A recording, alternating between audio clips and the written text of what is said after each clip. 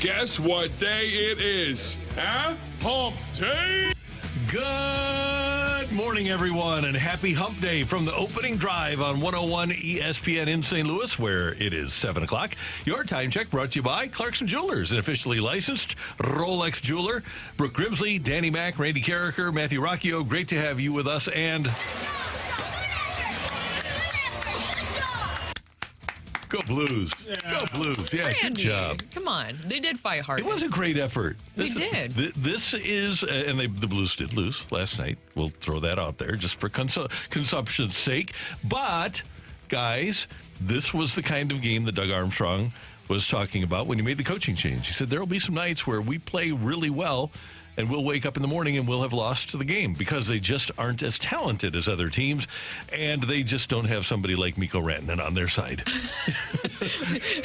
Yes, Mikko Rantanen is really, really good, in case those that didn't know, including Nathan MacKinnon. That top line in general is really, really good for the Avalanche. I did think, though, that it was a good effort by the Blues, but it was those two costly mistakes that I think towards the end there. You have that Rocc Kyrou penalty, which I know that Bannister talked about in his post-game comments, and then you also had that Buchy turnover, and that was the two killers for me. They had plenty of offense. They had a chance to win, could have won that game. The fourth line produced, and now 13 to go. They've got 7 at home, and the way that I look at it, they've got to go either 10-3 or 11-2 to get into the playoffs. Good luck. Yeah, it hasn't happened all year, but stranger things have happened in sports, but that's what they've got to do. Oh, there's been plenty of weird things, just not this year with the Blues. By the way, I was thinking of Matthew last night. I was flipping back and forth, and you'll love this, Matthew, but Virginia, one of the worst showings that I can remember in the NCAA tournament, they had 14 points at half. Oh, man. 14 points at half. So if you're Indiana State and a fan of the Sycamores, you're saying, really? We can't get in, and this is what the NCAA wants? 14 points at the half. Remember how in the first year Majerus was at SLU, they had 20 points in a game, I think at G-Dub, and on SportsCenter, going into every break, they'd show a Billiken basket. Yes. That's all you had. It was a national story that they scored only 20 and a half, and now this team does it in the NCAA tournament. We were talking about it last week, how Virginia is offensively challenged, which is the way to put it. And, man, last night was awful. 14 points. It was just a terrible basketball game. It was a terrible basketball game. I saw a meme yesterday that was a guy wearing a T-shirt that just says, Virginia basketball is Iowa football. And that's what I'm saying. It is an offensive abomination to the sport. It's terrible. Does it also hurt the argument that we should expand the tournament when you see competition like that last night? I would. I'd make it as big as they want to make it. Even after that last night? I would. I don't care. I just want to see games, and they want to see money, and you'll generate more money by doing it, so let's do it. But we already have it, because once you start conference tournament play, if you don't lose again, you win the NCAA tournament. So everybody's already in the NCAA tournament. In a way, yeah. I mean, that's one way to look at it, too. I like the two games in which if you're a lower seed and you say, or high, was it lower or higher? If you're one, you're higher seed is one. Okay, so if you're a lower seed, you got 2 chances to get in and out. And I like that. I think it's great. Just expand it. What the hell? Yeah. Put it out there. Make it 300 and however many teams. Yeah, why not? All right, back to the Blues. Mikko Rantanen scoring at 6:36 of the first period, but the Thunder from down under. Nada. Nada tied it up for the Blues. Up to Justin Falk, over to the far wing to Perunovic. Back to Falk, Kapanen slowly to the bench on a line change. It's dumped in behind the net, right onto the tape there of Perunovic. Circles the net, far wing. Walker in, score! Told you, Joe. 1-1 the score, 11-12 to go. Period number 1. Nathan Walker, who came on for Kapanen, ties it up. Had to go Nadub. Cheers. Cheers. Yeah. The Thunder from down under. Impressive. 1-1 after a period. Then in the second period, now they're playing the Colorado Avalanche here, who are a desperate hockey club, eh? The Blues actually took the lead. Toropchenko coming around to the near wing. Perunovic puts it back behind the net, misses Sundqvist. Walker again for the blue line. Falk, quick shot, wristed towards the goal, knocked down on the ice. Save, score! Sundqvist and Toropchenko win the battle in front of the net, and they get it underneath the goalie. Toropchenko, I believe, Joe's going to get the goal, and for Torpo, his 14th of the year. 2-1 Blues. 15-16 to play. But the Blues couldn't stand that prosperity. 2 minutes later, Casey Middlestat scored for Colorado. Later in the second period, the Blues on the power play, or the Blues with the puck, rather, and Braden Shen put them ahead again. Neighbors out of the zone with Shen. 2-on-1, in on McCarr. To Shen. He scores! Braden Shen puts it to the back of the net on a great pass from Neighbors. Even strength goal. 11-17 to go, and the Blues have made it a 3-2 lead. But the Blues couldn't hold on. Jordan Kyrou took a bad tripping penalty at 18:24. Radden scored his second of the night at 18:46. Then he scored early in the third, and 4-3 was the final. And the Blues fall again, and right now it's hard to imagine that the Blues would be able to make up the ground on the wild card spot. It does seem that way, and that's just the situation they put themselves in by playing inconsistently this entire season, because we've seen that over and over again. I mean, they did have a 4-game streak where you got really encouraged with what they were able to do. Even in that game last night, there's still some positives to take away. The secondary scoring from that fourth line, you have 2 goals from Alexei Toropchenko, well, 1 each from Alexei Toropchenko and then Nathan Walker. Alexei Toropchenko, how can you not like that guy? He's great. 6'4", not afraid to use his body. His biggest strength, in my opinion, is his ability to really just go hard towards the net, and he's hard to stop because he uses his body well. And Nathan Walker, it feels like he provides a spark. And I liked that too, you saw Jake Neighbors bumped up to the top line last night. Now, we talked about the negatives, but yes, that Jordan Kyrou penalty is something you can't do. Bannister even saying in his post-game comments, it was a bad penalty, and it's a penalty you can't take at that time of the game. And then you had that Buchnevich turnover. It's hard to explain what really happened there, but it wasn't a great game by Buch. Shen has moved up too. He's producing. I look at that fourth line, and you get a couple of spots in which they're competitive, and they're not only competitive, but they're giving you a chance to win. And when you get the fourth line producing, those are the kind of games you steal. And McKinnon only had 1 point. And, you know, if you can hold him to 1 point, you think, well, coming out of this, if you would have said, all right, the fourth line's going to produce, goaltending's going to be pretty good, McKinnon held to 1 point, you're going to say, man, that's a chance for the Blues to win that game. But, again, mistakes are magnified. As you said, Brooke, bad decision by Buchnevich on a pass, and then Kyrou takes a penalty, and that cost the St. Louis Blues. The Blues remain 4 points behind Vegas. The Golden Knights lost to Tampa, and the Nashville Predators have gone 15 in a row without losing a game, and they've kind of pulled away in terms of the first wild card spot. So the Blues still have a chance. They play Ottawa tomorrow night, and then they are at Minnesota on Saturday. So the Blues still have an outside chance, but it's really going to be difficult to put something together for the Blues. Meanwhile, the NCAA, well, let's talk about baseball first. Baseball is underway this morning. The Doyers and the Padres playing in Korea, South Korea. Oh, thank you for the clarification. Thank you. It would have been historic. I know it'd be historic if it was in North Korea. Yeah, apparently Kim Jong-il was a pretty good player. Or is it Un? Un's the current, right? The little fella? Oh, God. I can't remember. The little fella. Well, right now, the Dodgers are trailing in their game 2-1 to the Padres. Padres scored a Mike Shildt-type run to take the lead. It was a 1-1 game in the fourth. Padres scored first. Dodgers scored in the top of the fourth. Bottom of the fourth, walk, bunt, ground ball. Run without the benefit of a hit, a Mike Shildt run, an old Whitey ball run, and that is what has given the Padres a 2-1 lead as they play in the seventh inning. So, interesting. And Tyler Glasnow was really good, by the way, in his outing this morning. His cutter is filthy. I got up to start watching this game, and he is filthy, and I'm sure the Cardinals will see him in that first series. He's going to pitch the opener. Yeah, and when's Yamamoto going? We know yet? Game 2. So he's going game 2. Going to be fun to watch. Ohtani got his first base hit as a Dodger as well, with a base hit to right field. And I just think with the Padres, with what they've done, with the Giants, what they've done, and obviously with the Dodgers, what they've done, the National League West is going to be fun to watch. It is. And you know what's interesting? I was thinking about this morning when Betts turned to double play with Gavin Lux. The Dodgers, Giants, and Padres all already have different shortstops than they had at the beginning of spring training. It's hard to believe. Yeah, Nick Ahmed with the Giants, and then the Dodgers flipped their two, and the Padres flipped their two. Ha-Seong Kim moved from second to short, with Bogarts moving to second. Same thing happened with the Dodgers, with Betts moving to short and Lux moving to second. And Nick Ahmed, I think I mentioned, Marco Luciano was supposed to be the starter, replacing Brandon Crawford in San Francisco, and things have not gone well for Luciano in the spring. And Nick Ahmed, the former Arizona Diamondback, is going to be their shortstop.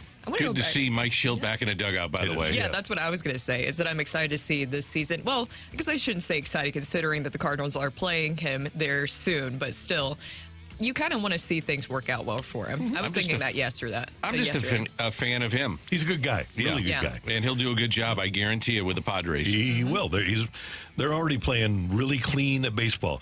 Yesterday down in Florida, the Mets over the Cards, 3-1 Lance Lynn, 3 1/3, 3 hits, 2 runs, both earned, 4 walks, 4 strikeouts, and he did allow a home run, which he is want to do at times. And in the other game during the day, the Cardinals did outscore the Marlins 11-10.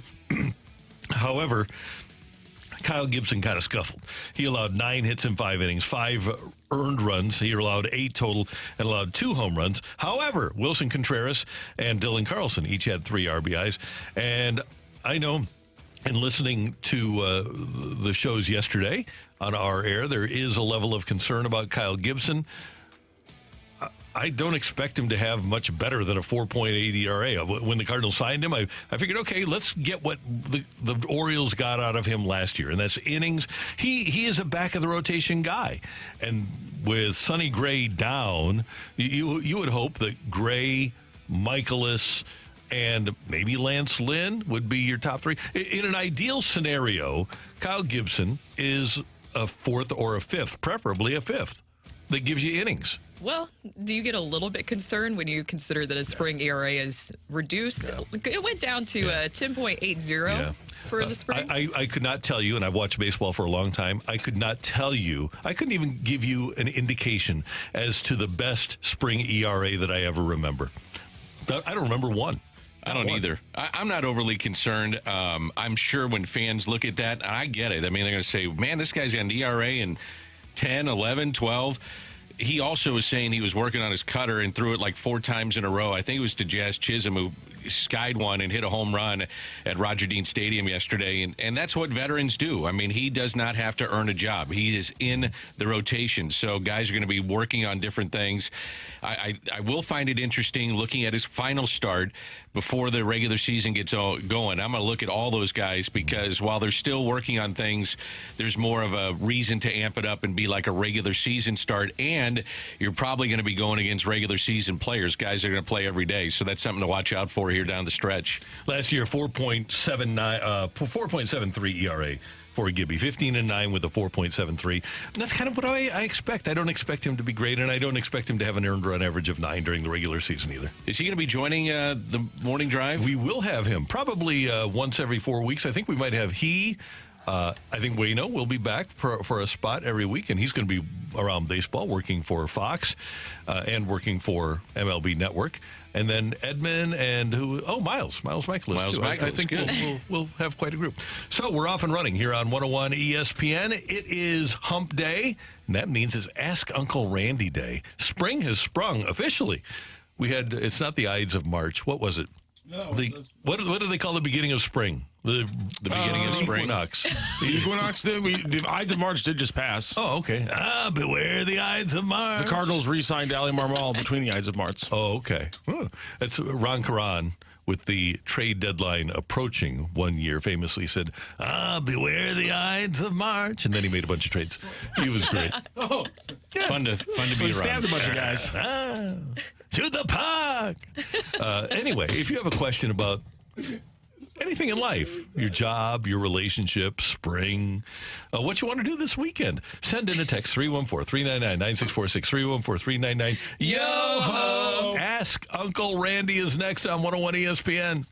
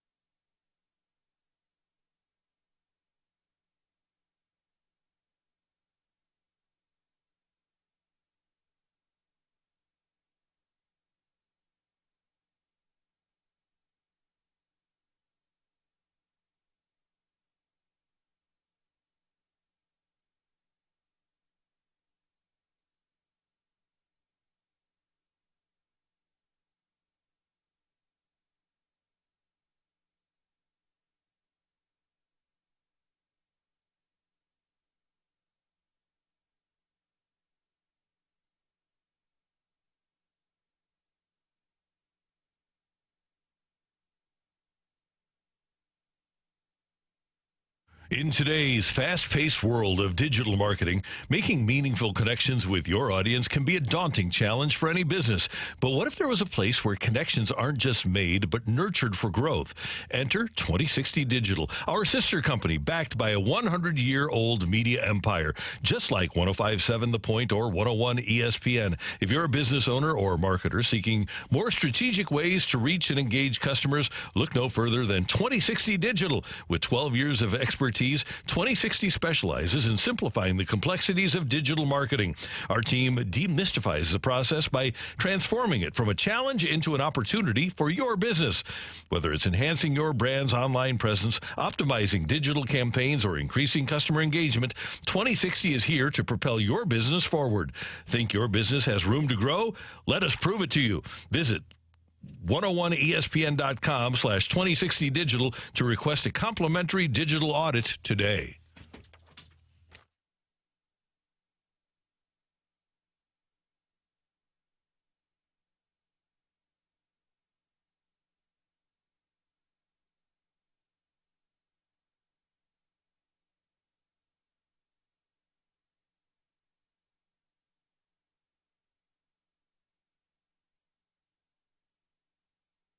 Got a question for Uncle Randy?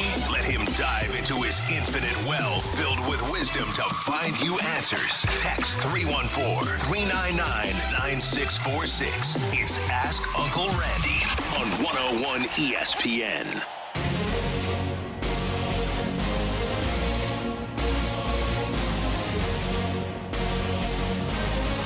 I've been around, you know. It is time for Ask Uncle Randy, and we do appreciate your texts. We're concerned about you. We care about you. And we want you to do well, and we want you to have a great day. So send us a text, and we'll answer any question you might have. Matthew, what do you got for us? Matthew's already chuckling. I like this one so much. Okay. Uncle Randy, my wife complains about me adding water to the end of soap and shampoo bottles, and I kind of want to die on this hill. Is it worth it? No, it's not worth it. I think no. it is. Statistically, money-wise, it's worth it. Well, okay. Don't tell her. Just do it. I mean, come on. Is she really going to know? I mean, if you do it yourself, that's fine. What do you say? Maybe a nickel? So that's really important. But no, first of all, you two should have separate shampoos. Okay, that's the first thing. You should have shampoo for your hair. She should have shampoo for your hair. And that way, if you want to extend the little life of your shampoo, you just be you and go for it. But no, it's not worth going to that hill and dying on that hill over an ounce of shampoo. It's not. I'm telling you. From the 314 to reply to you, he said, she knows. I'm telling you, she knows.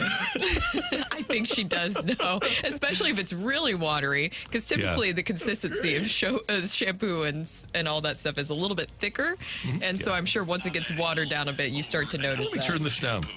How about that? I got to turn my computer's. Well, I was playing a item yesterday for Brooke and Matthew, and I hadn't turned my volume down since. Yeah. Was it something you could play on the air? Yeah, it was great. Good. It was from History of the World Part 1. Oh, yeah. Where Moses is bringing down the 15 commandments, and one of them falls. I bring to you these 15... 10 commandments. By the way, what is the price of a bar of soap and shampoo? Let's get down to that, too. Just go out and get a bar of soap and some shampoo. What I'm saying, you should have separate shampoo. Yeah, what is it, like $6-7 for a bottle of shampoo? Probably. A really good bottle of shampoo? Yeah, around that. And Matthew's... You guys have never extended the life of a bottle of shampoo? I have, but it's not a hill to die on. Oh, okay. Agreed. I disagree on that one. Dear of course. You got a lot of hills to die on, brother. They're hills, not mountains. Dear Uncle Randy, we love our neighbor, but her two dogs constantly bark at us when we're outside. They also get under the chain link fence and into our backyard, and I'm worried they could hurt our two young daughters. Mm-hmm. She's tried securing the fence to the ground, but the dogs just get past it. Is it reasonable to ask her to build a better fence between our yards? I don't think that is unreasonable at all. If you fear for the safety of your children... Now, obviously, these are really small dogs if they're able to get under the fence, so I don't think they're going to do much to your kids. That's just being logical.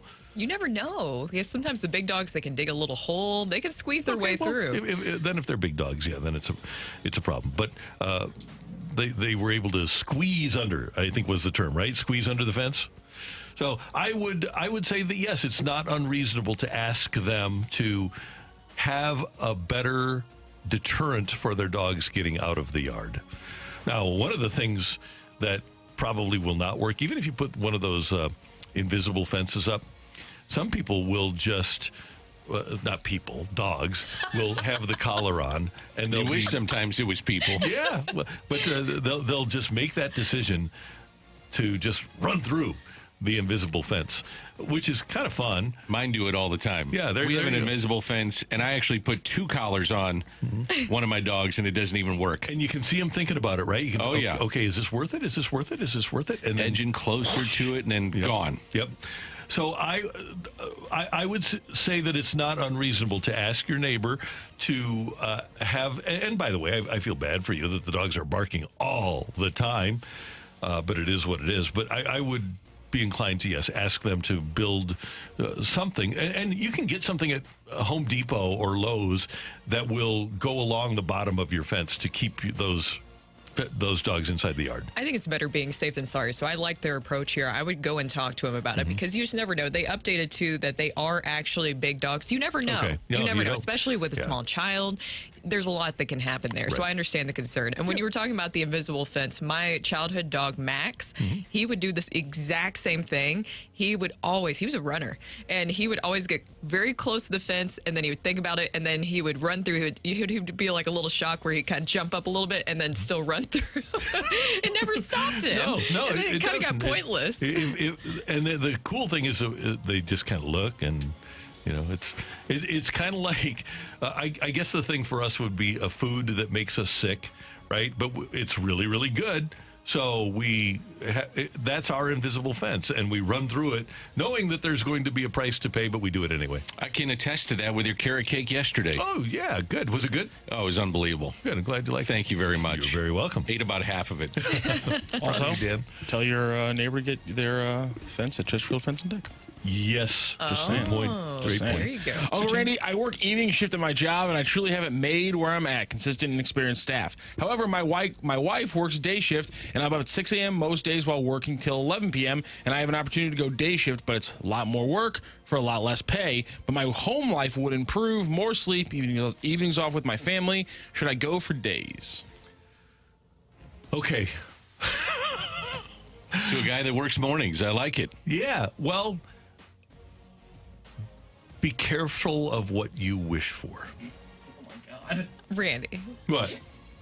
Randy. I'm just saying. I'm just saying.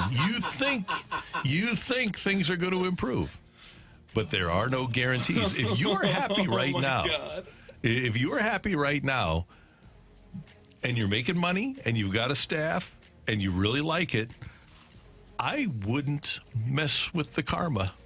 I would not. Now, yes, there are positives to be gleaned from taking the day shift. There are certainly positives to be gleaned. My point is, you're happy and comfortable where you are. Is it really worth it to mess with your happiness and comfort? But he's saying he's going to be able to spend more time with his family. Bingo. Oh, Randy, come on. That's sweet. I'm going to have to disagree with you. I think it's fantastic. I would change the shifts Then just because you can spend more take time the with your blame. family. Oh, no. Don't you do that to me. I just think it's sweet. Maybe he wants to spend more time with his Which family. is great, yeah. If your family is going to accept you and you're going to enjoy time with your family, Accept you. then go for it, yeah. This is a really good one. Dear Uncle Randy, I work with someone who always lowers the thermostat and makes the room freezing cold. Should I approach him about maybe turning it up a little? The problem is he's a former hockey player and he played in Russia a little bit, and I think he might have learned things from the KGB. Okay, so thank you, Anthony, for the text. We appreciate that. And we know exactly what you're talking about. Yeah. No, I would... You don't ask him to change. You just go change the thermostat yourself. It's not hard. If you're uncomfortable, you change it to what makes you comfortable.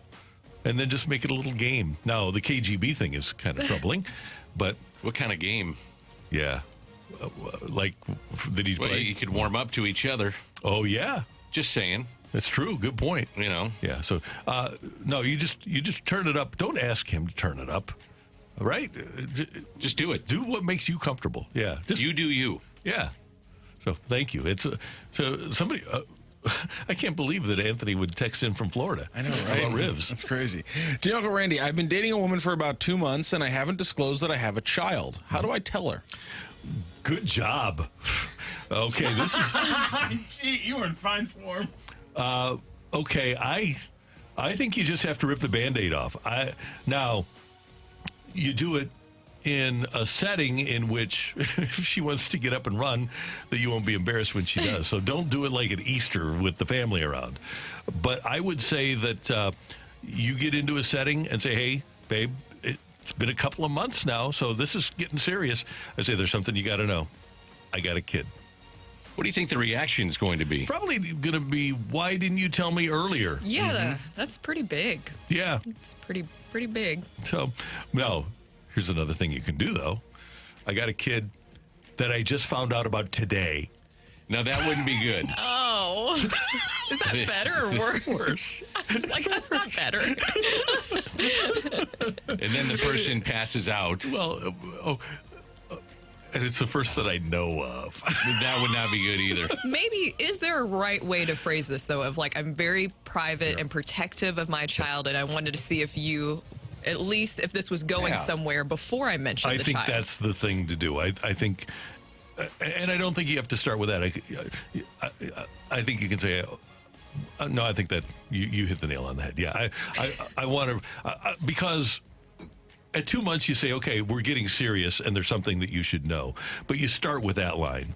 I'm a private person and I didn't really want to reveal everything about me because there's things that if it doesn't get serious, I wouldn't want everybody to know. So I just want you to know now that I have a 24-year-old.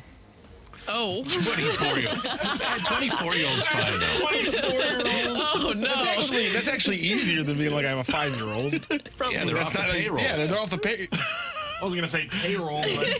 I like this text from the 314. Find ways for her to accidentally interact with the kid and grow to love him/her. When this happens, then say, oh, by the way, this is my kid. That's my child. I don't think that's going to work. And I should clarify, you definitely probably should mention you have a child, and you can just say, if this gets serious, then I'll tell you more about the child and maybe introduce you, but still. I think 2 months in, though, I think now is a good time. If you've been dating and you feel like it's going to get serious, and that's the approach to take is, I didn't know if this was going to be serious, but I feel like it's getting serious, so I think you should know this.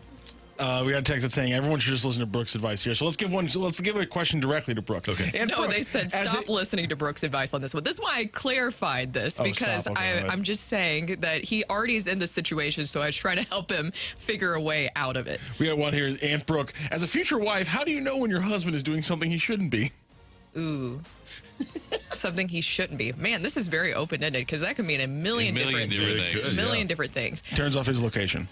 Ooh, turns off his location. Well, first of all, I don't track David, so I can't speak to that exactly. But at the same time, women have this gut instinct about when they feel that something's wrong. I can't exactly explain it, but I feel like a lot of guys in relationships have been able to experience this. Have you experienced this with your wife where she maybe had a feeling that you guys maybe were doing something wrong or hiding something? And it could even be something as simple as putting water in the shampoo.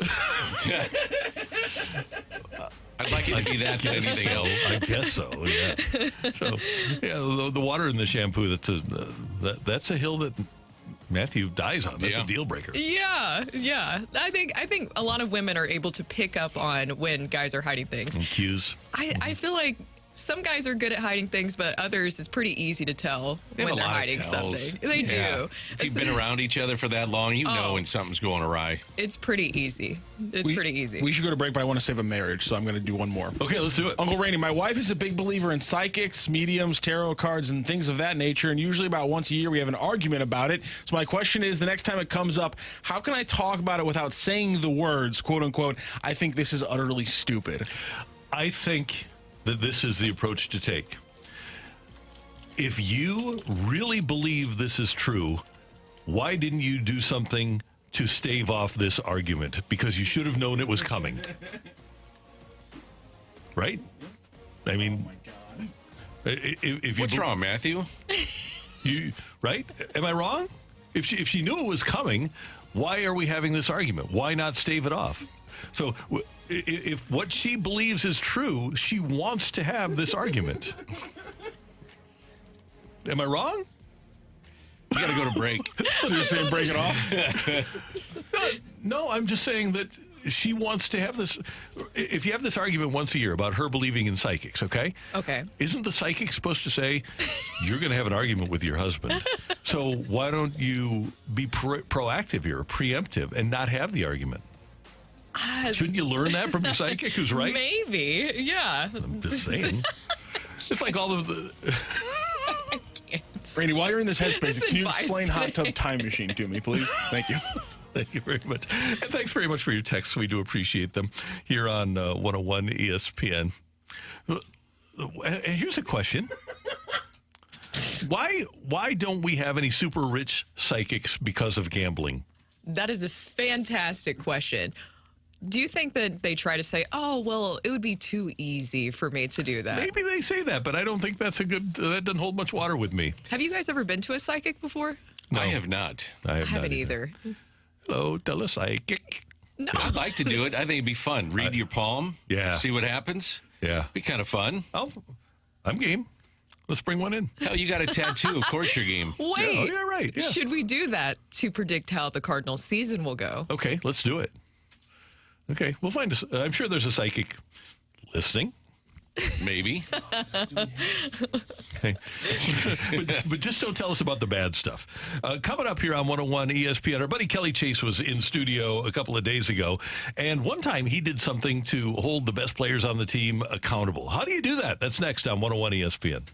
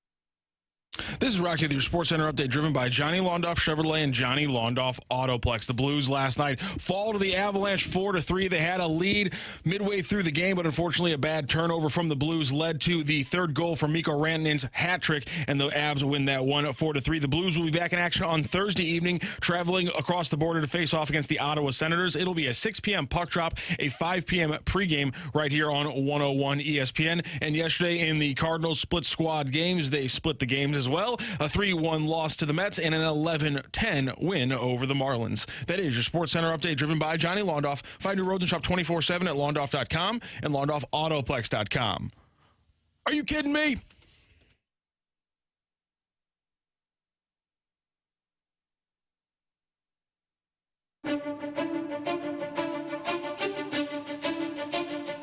Well, if you remember correctly, it was above Brett Hull's stall. It wasn't above my stall. So it was a big deal made of that because of the room, the way it was smashed. But it wasn't just that the roof, but it was also, there's a few guys that were like our top players that weren't playing like they should have played. And it wasn't just Brett.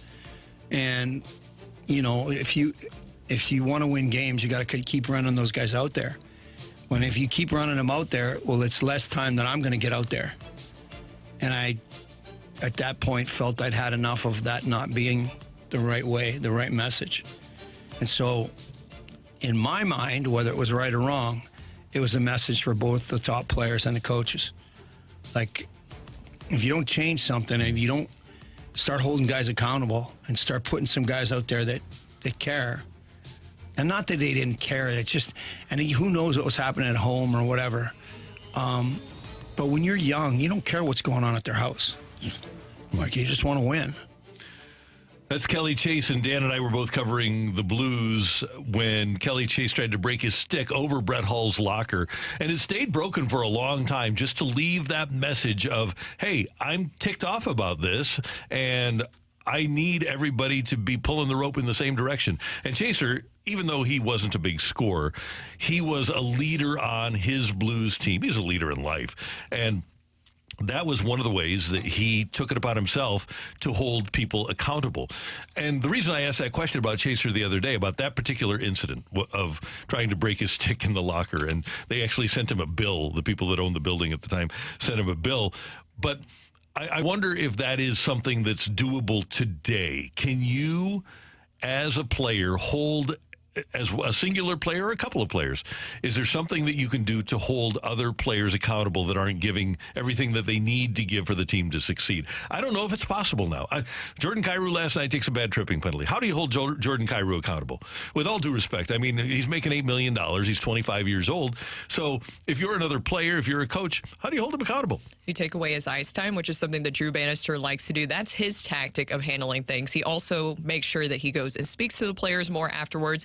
Then you heard Craig Berube's style, which I think Craig Berube is considered a little bit more old school in his approach, where he has the more tough love approach, and he'll call you out not only in the press, but also he'll have that conversation with you one-on-one afterwards. And it sounds like Drew Bannister does the same thing. If you heard, I said the comments earlier that Bannister talked about, he said it was a bad penalty. I know we got some texts in earlier where some people believe that it wasn't the right call there and the right penalty, but at the same time, even Bannister said that it was a bad penalty after the game, and it's something that you can't do at that point in the game. And it was one of the many turning points that you could point to. I think you're right, Brooke. I mean, playing time is the ultimate equalizer for a player. And if they don't get their playing time, their ice time, their bench for games, they're frustrated. And that's one way to hold a player accountable, because the coaches aren't making the money like the players. No. And sometimes it's the inmates running the asylum here. And I also think times have just changed. And whether you like it or not, young players are more, they're ingratiated a little bit easier into a clubhouse or a locker room as opposed to past years, and I think that's part of it too. I don't have any doubt about that. But I just wonder if there's any player, and it seems unfair to use Jordan Kyrou as an example, but he's making $8 million. He's got his. And so if Braden Shen goes and breaks a stick over Jordan Kyrou's locker, or Colton Parayko, or whomever, Jordan Kyrou is just going to look up and he's going to turn around and take his skates off. That's right? it. Yeah. And that's not going to move the needle. Well, and by the way, I'm not blaming him. He's a 25-year-old with a $64 million contract. I get it. Mm-hmm. I would be entitled to. But I just wonder if there's a way for a player, like Kelly Chase did, because that team took off after Chaser did that. I wonder if there's a way that a player can help a team get going. Well, if you remember, Braden Shin also, there was a moment with him and Jordan Kyrou a little bit earlier on in the season. So there has been different tactics that have been used. Braden Shin, of course, being your captain. They got in a little bit, remember, it was like a kind of shoving incident, and it wasn't anything huge. But we keep getting some text in from the 314. Bortuzzo beat the hell out of Sanford. Would love to see someone pummel baby Kyrou. Okay, well, the rest of that, maybe not pummel is not the best thing to put there, but I get what they're saying here, because remember what happened when Robert Bortuzzo did that with Sanford, whatever the incident was, and it was a big fight that you had on the ice in practice, and what happened with the Blues after that? Yeah, they really took off. That was part of the 11-game winning streak. And sometimes, and they get over it. The players do get over it, but what I liked about Bortuzzo is even though he was a player that really didn't play that many minutes, especially towards the end, it seemed like he was a guy in the locker room that could help keep the players in check. There's a young player in Miami that plays with a lot of flair, Jazz Chisholm. We're talking about baseball. He was on the pivot, and he's actually talking about exactly what we were talking about. Like, you ain't supposed to have a vet that's trying to bring down the rookies, bro. I was that guy that got in trouble so much because when I saw other rookies getting bring down by the vets, I was the one fighting the vets. That was the problem. Like, I was already a team leader without being called a team leader. But the vets, you can't be a team leader when you got guys in the clubhouse that's been in there for 9, 10 years. Even though they suck, they've been there for 9, 10 years. Yeah. And the team calls them the team captain, but, like, they're not a good captain. They're not a good person. You're not even a good athlete at this point. Yeah. You're just here. Yeah. And you're bringing down the young guys that are supposed to be good. I think he's talking about respect for the older players, and his respect comes from what they produce on the field. Right. And I would think that what he just said is part of the culture that's been part of the problem in Miami for a long time. They just haven't had anybody with experience winning that took a leadership role there. It reminded me what he was kind of talking about. My first reaction is I remember the whole Bud Norris and Jordan Hicks situation. You remember that? That was, to me, a really big example of old school versus new school clashing.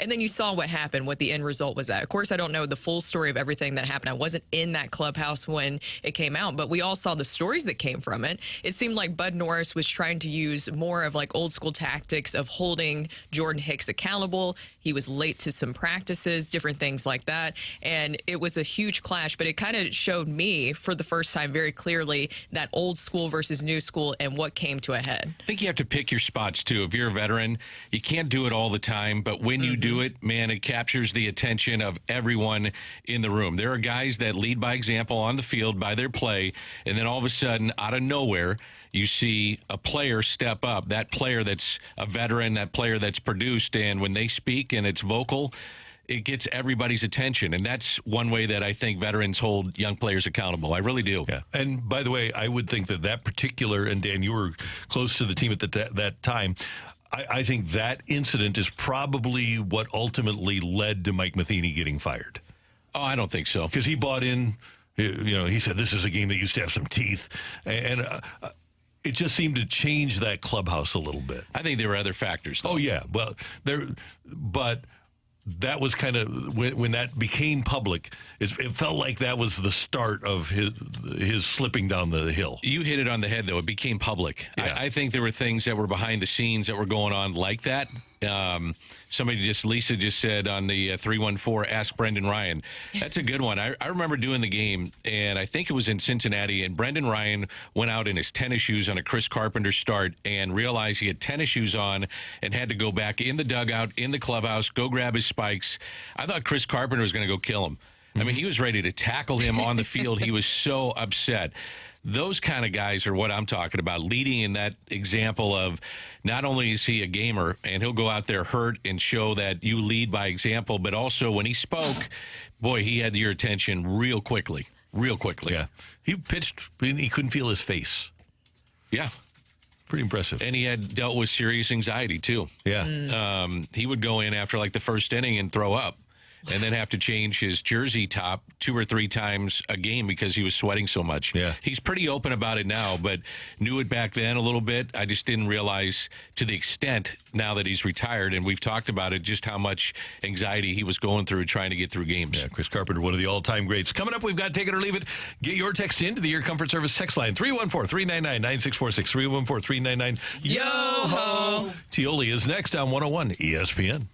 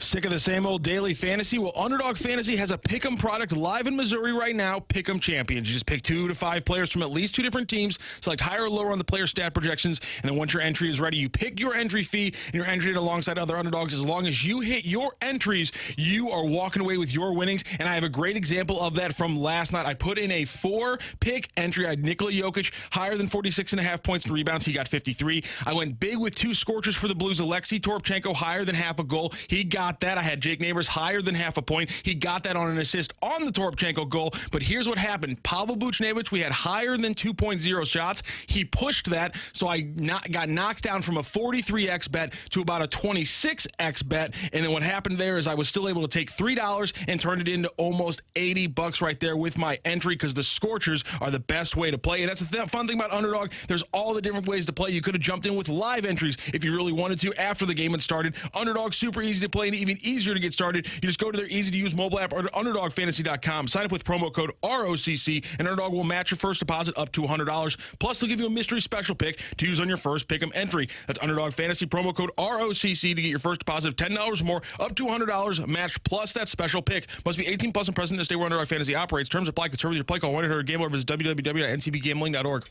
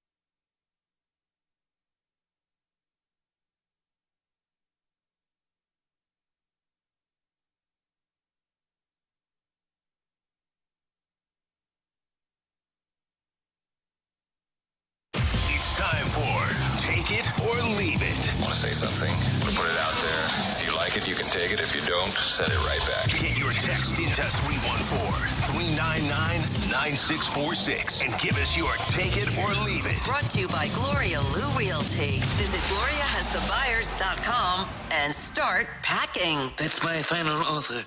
Take it or leave it.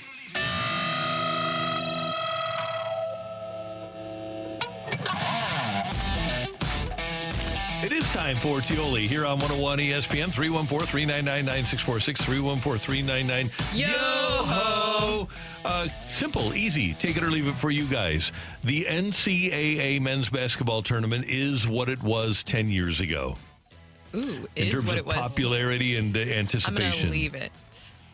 I'm going to leave that. I've been wondering what the ratings will be like. I guess they'll be very high and always are very high. But when you don't have an affinity for certain players and they're bouncing all over the place, I think the viewing issues are glaring at times. Like if you knew a certain player going back to Illinois, and I know that's a local team, but when you had D. Brown and you had some of these great players that were playing under Bill Self and then going to Bruce Weber, they were must-see TV. And I just don't know if there's that connection for fans to certain teams out of there or universities because of the players. I think players and the coaches, I think you nailed it. Yeah. Think of all the star coaches that aren't around. Roy Williams, Coach K, Jim Boeheim, Bob Huggins.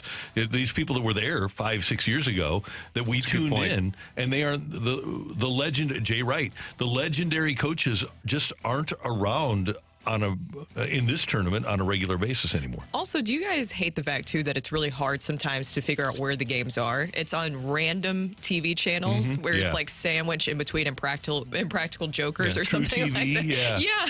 What is it on? True TV, TNT, TBS, and CBS? That's it. You nailed it. Okay. Yeah. It's the True TV, I think, and TBS that always just completely throws me off. So that's what I have a hard time with. Take it or leave it. I know that you guys touched on this a little bit earlier, but I want to circle back with Kyle Gibson and his 10.80 ERA. That's a very high ERA, as we all are fully aware. You are concerned about Kyle Gibson going into the season. I'm going to leave that. I don't think his numbers will be glaring in saying that, he's going to be great this regular season. But like we talked about earlier, I think it's a veteran that's established and probably working on some things. So it does stand out in spring training. Now, if I was Zach Thompson, my starts would be a little bit different, or Matthew Liberatore than a veteran like this that knows he's in the rotation. But if I'm going for one of those spots, I'm sure it's a different viewpoint on how you approach these starts. Yeah, and I'm the same way. I'm going to leave it because I didn't expect Kyle Gibson to be an ace. I expect him to be a back of the rotation guy that hopefully can give you some innings. But I figured his ERA last year was 4.73. I figured it'd be between 4.5 and 5. So I don't anticipate him having a 9 or a 10 ERA in the regular season. I think he's going to be what he's always been. So I'm not concerned about it really at all. Okay, take it or leave it. John Rahm, last year's Masters champion, released his Masters Champions Dinner menu. If you won the Masters, yours would consist and include ravioli, emos, and Ted Drews. Oh, yeah, totally take it. Would you do that? Like an ode to St. Louis? I think you have to do that, yeah. His is an ode to his country, and that's what a lot of the players do, or they do it from where they're from. So I think it'd be all St. Louis with Ravs, emos, and Ted Drews. What else should you add to that? I feel like there's something else that you should add. Oh, some ribeye. Yeah, I think that'd be great. I'd go get Paul Manos, bring it in. No one would know nationally probably where Paul Manos is located or take it in, but I do. And I want whatever you want. Then they will get the national attention after Exactly. that. What is the highlight of his meal? What is his main course? Does he have that released? Or no? Or he's putting it together currently? Yeah, I think he's got like surf and turf, and he's got something that's unique to his country, and they have appetizers, they have the dessert, they have the wine and cheese and all that kind of stuff. It's pretty cool how they do it. I love looking at those menus. They're fun. They're fun. You know what today, by the way, is the biggest day of the year for? A vasectomy's a medical procedure, one that makes you... Jesus, Randy. I don't think you play the whole thing.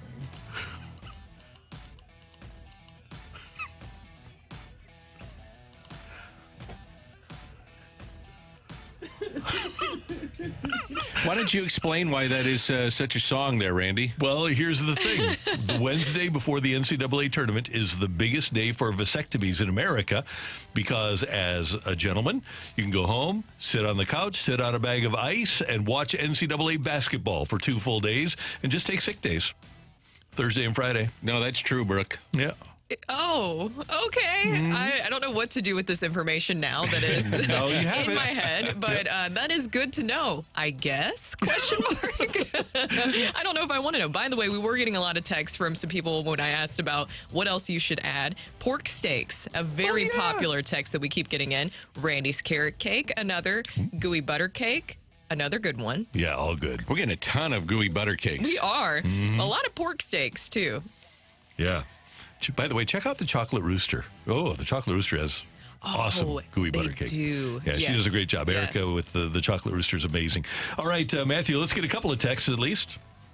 Take it or leave it. The opposing team's goal crease should be referred to as the neighborhood, as long as Jake Neighbors is there. I love that. I like that a lot. I'm Yeah. gonna take that. I'm glad with that. Yeah. God, that's really good. I love that. So good.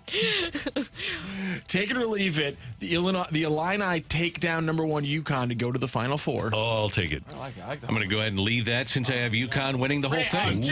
Okay. I'm gonna have to leave it too because I also have UConn winning the whole thing. It would be great though if it happened. I wouldn't be that upset. I would just tear up my bracket as I do every year. Well, you just knock out this one, then take it or leave it. A 3-seed or below wins the tournament. So we're going to go leave it, Randy. I'm gonna leave it. Leave it. Okay, Randy, we're going chalk all in here in the Have studio. you I done like your that. brackets yet, Randall? No. Okay, but you're going to go with 3 seed or higher. Yeah, I will. Oh, gotcha. Well, we'll see. But Okay. yeah, probably. Take it or leave it. Zach Thompson makes more than 12 starts this year. Take it. I'm gonna take it. I'm going to take that too. I mean, it's an older group, and you would think that there might be some injuries with an older group. So is. I'll take it. Or maybe from ineffectiveness Yes. that he gets put in there too. And the guy I'm thinking about that would make sense, potentially, is Steven Matz. How long do they let him go? If he's ineffective, which he's been at times in his Cardinals career, how long do you let him go if Zach Thompson is dealing out of the bullpen? Something to think about. Yep. I really like this one. Take it or leave it. If a city makes a version of a food better than the originator, they have the rights to claim that they are the home of that food item. Example, St. Louis may have not created the Slinger, but we sure as hell have the best version of it. I like this because Italians may not have invented pizza, but that's where it was invented. Let's just be honest, all right? Let's Yeah, just, it was. let's, Okay. let's Not China? No, it's not China. Italy is where it was invented. They Okay. own that now. They get it. Okay, I'm down with that. That's cool. Don't we have like the hot dog and from the 1904 World's Fair? Ice cream cone? The number of foods invented at the 1904 World's Fair is astounding. Ice cream cone? Seriously? Yes, Yeah. sir. Ice cream cone was Yeah, 1904 World's really? Fair. Yeah. Was Wow, it I didn't know that. also tea? A certain tea? I think iced tea. Yeah. Iced tea? Yeah. Oh, suck it, Georgia. Oh, they got sweet tea. They have sweet tea. Invented at the 1904 World's Fair. I'm wasting time here. But what the heck? It's take it or leave it. And, well, let's just be like the Riz Show and not have any No clock breaks. at all. Matthew's laughing about it. Cotton candy, peanut butter, ice cream cone, puffed rice. We got a couple of others. Yeah, a couple of others. So yeah, there's multiple. What is thank you, Danny. What is puffed rice? Anybody else? Have you ever seen puffed rice cereal? It's good. Like that turmeric like Rice Krispies? Puff Like rice a- cereal. Thinking like rice cakes or Get the something? heck out of here, man! St. Louis rules. Peanut butter, by the way, was the other one that I was trying to think of. So we've done a good job. Not with trying food. to take that one from Mr. Randall, Carver. Glen Echo was tied in with the World's Fair, was it not? It was golf was played there. Yeah. Yep. 1904, one of the more historic courses here in St. Louis. Right. Yeah. And for the Olympics, rowing was right down at Creve Coeur Lake. Oh, I didn't know that. Yeah, during the 1904 Interesting. Olympics right here in St. Louis. Coming up here on 101 ESPN, by the way, thank you very much for your text. We do appreciate it. Have MLB rules changes worked? Well, according to Ozzie Smith, some of them have. That's next on 101 ESPN.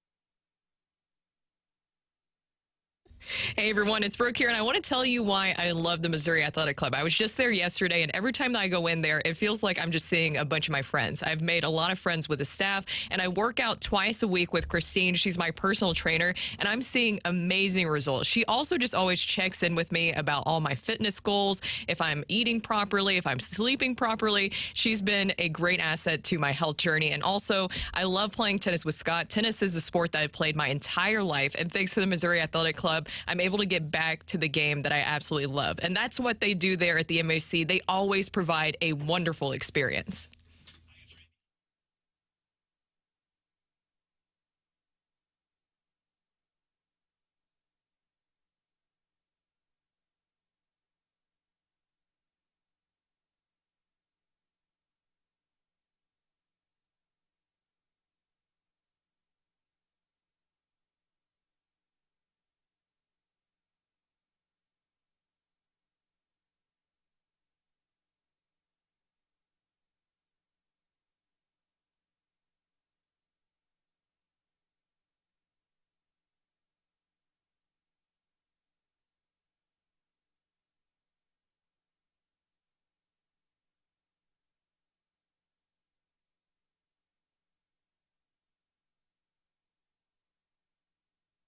Stories. It's the opening drive's fresh take.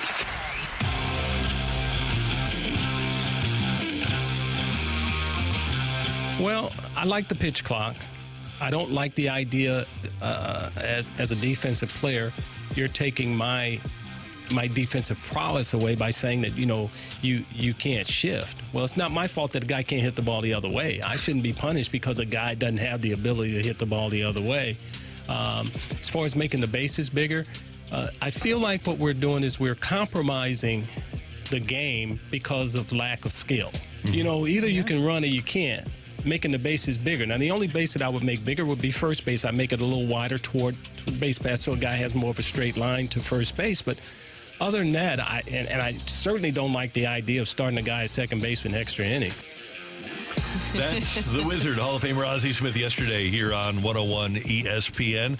And this is a great discussion, the rules changes in baseball, because one of the things that did happen with, for example, the larger bases, is that there were more stolen base attempts last year in Major League Baseball by a wide margin. I think it was the most stolen base attempts since 1988 in the sport. So it is causing, for whatever reason, teams to be more aggressive, which is what I want to see. I can agree with Ozzie's thought process with the shift, and we didn't have time to get into it. I do think, in talking to hitters now, it's a lot harder to hit the other way when people are throwing 98, 99, 100 up and in. And when Ozzie was playing, if you threw 94, you were throwing really hard, 94, 95. I think the sport has changed in that way, too. Not that people are trying to bunt. I'm not saying that or hit the other way. I think it's just talking to Matt Carpenter, who made a ton of money hitting the ball the other way.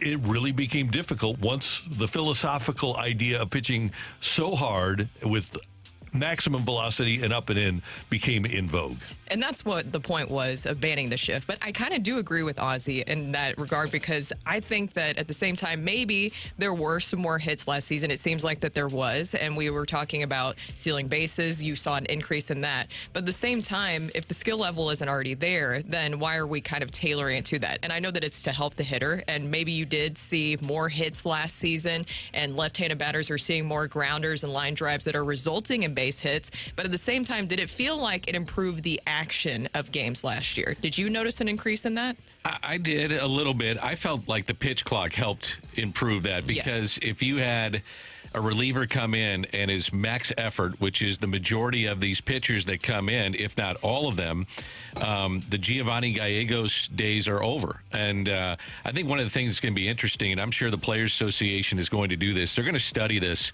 and say, do we need to expand the pitch clock because of injuries to pitchers? And I don't know if it's one way or another. I think time will tell with that. If I'm Ollie, by the way, with the current personnel that he's got, and I'm going to throw Victor Scott in there, I say you go for broke. If you're not down 4 or 5-0, which they were a lot last year, which dictated whether or not they were going to steal. I got Victor Scott, I got Newbar, I got Tommy Edman, I got Wynn. I got guys that can steal bases. Jordan Walker can run. Jordan Walker a little bit. So why not go for it and steal some bases this year? And it's an entertaining brand of baseball. I love the idea of utilizing that split second because there is less space between the bases. For the straight line is shorter. I love the idea of going for it. I want to come back, by the way, to the shift because I think the shift actually promoted a lack of athleticism in the field, and it allowed people like Brett Boone and Mike Moustakas, and with all due respect, Nolan Gorman, to be serviceable players. You could put just a guy at second base because of the shift, which I don't think you can do anymore. I think you need to be a really good team to have everybody on the infield be able to play defense. I think you need to look at left-handed batters specifically with the shift and what it did for them or didn't do, because it seemed like the majority of shifts prior to last year were against left-handed hitters.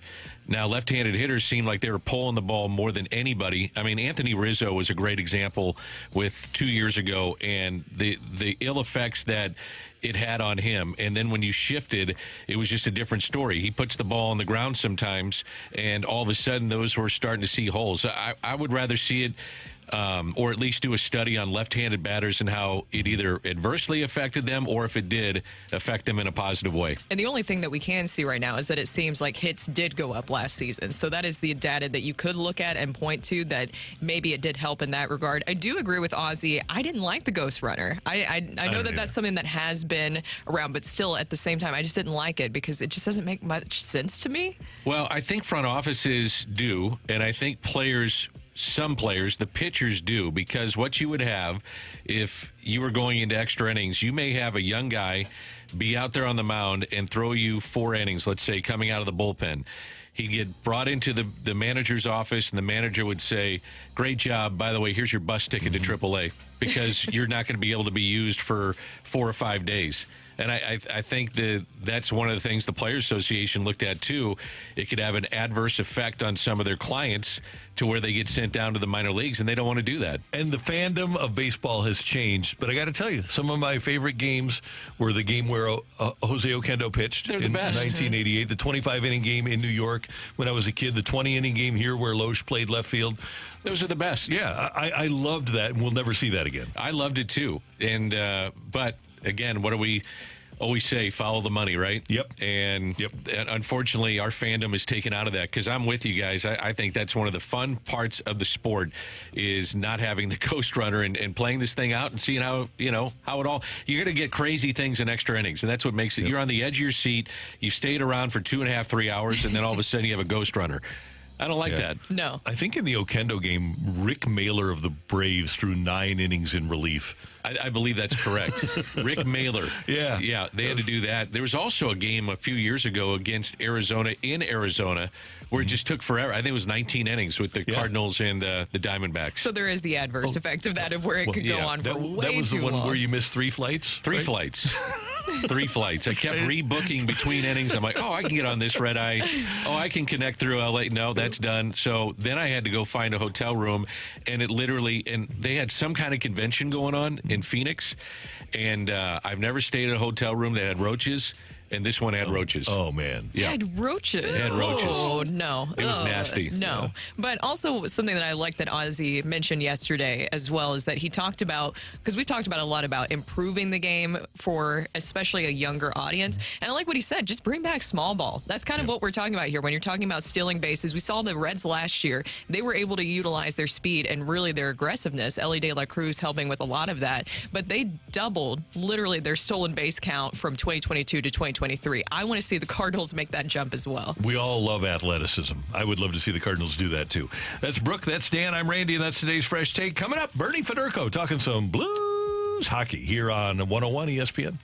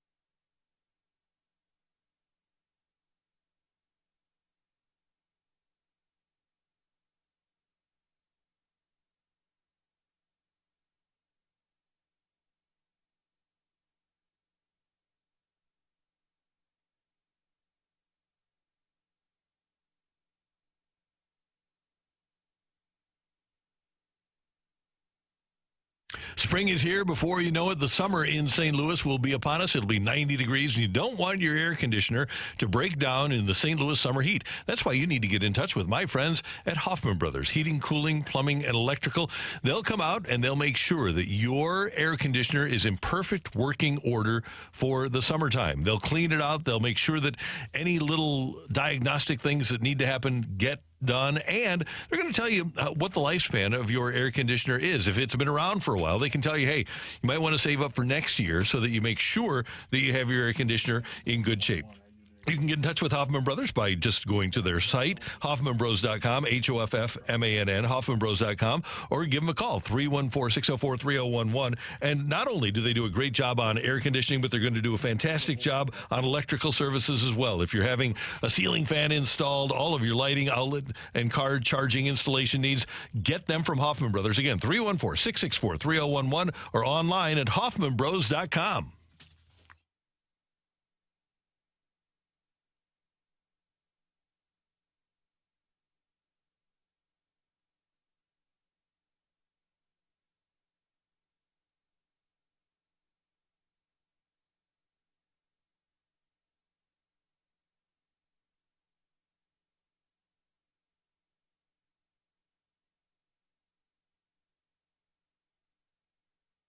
Everything St. Louis Blues as we head into the Blues Booth. Presented by Boardwalk Hardwood Floors, a proud partner of your St. Louis Blues. Find your perfect new floor at our 4 convenient locations and online at boardwalkhardwood.com.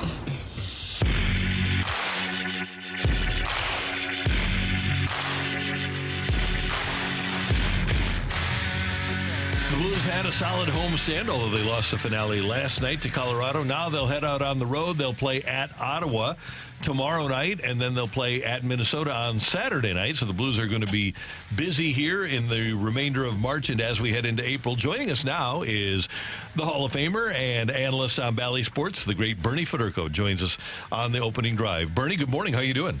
Good morning, Randy. I'm doing great, thanks. Good.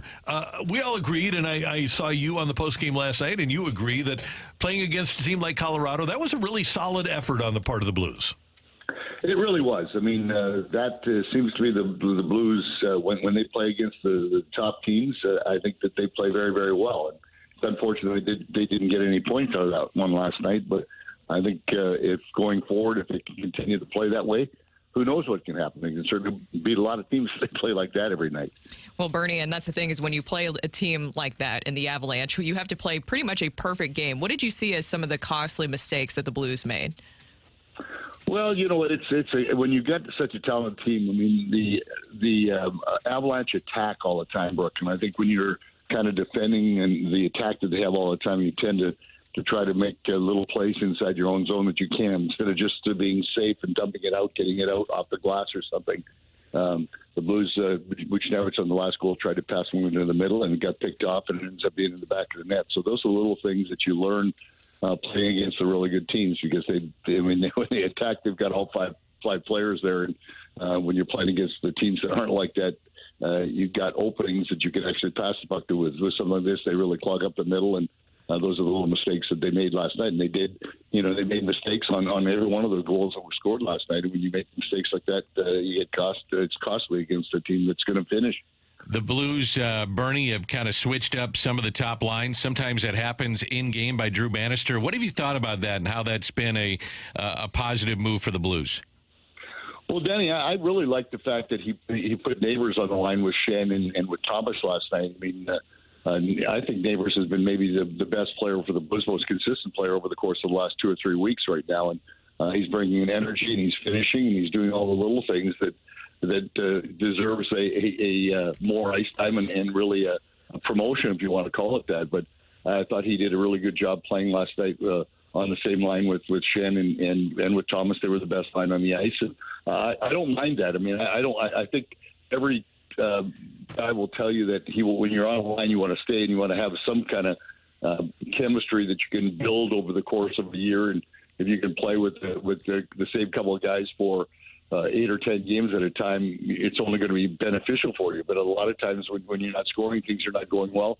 The coaches tend to change that, and I don't think there's any problem with that. And I think that there's enough skill on this Blues team that you can change the pieces a little bit. I mean, to have Shen go to the wing and Buchnevich go to center, I think those are experiments. I don't know if I like it that much. I mean, I think I like Buchnevich more on the wing, but it's a try, and it's try to get more offense. And, it has worked. I mean, the Blues have won 4 of the last 5 games or whatever it is. So it's not that he's not doing the right thing. So, I mean, I think coaches will always continue to do that.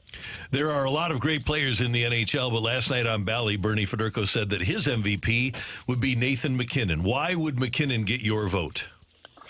Well, Randy, he's been there. I mean, he has been a finalist for the Hart Trophy 3 different times. And yes, I mean, McDavid is a great player, and I just think that MacKinnon is the guy that drives that entire team. Right now, he is leading the league right now in scoring. Will he finish that way? He certainly has a chance to do that. But he does everything well. I mean, he's a plus player. He kills penalties. He does all the little things, and he's a beast out there. I mean, he's so stocky out there. You can't knock him down. He's got great speed. So I think that really he's the driving force on that hockey club, and the Avalanche are one of the top teams in the league right now. And I think that finally he deserves to get that chance to win the MVP in the league. And I think that it should be this year. We'll see how the voting goes, but certainly he does deserve it in my mind. Bernie, going back to Blues players who have been doing well here lately, Alexei Toropchenko with his 14th goal of the season right now. That is a career high in goals for him, and 3 goals in his last 5 games. What has been working so well for him?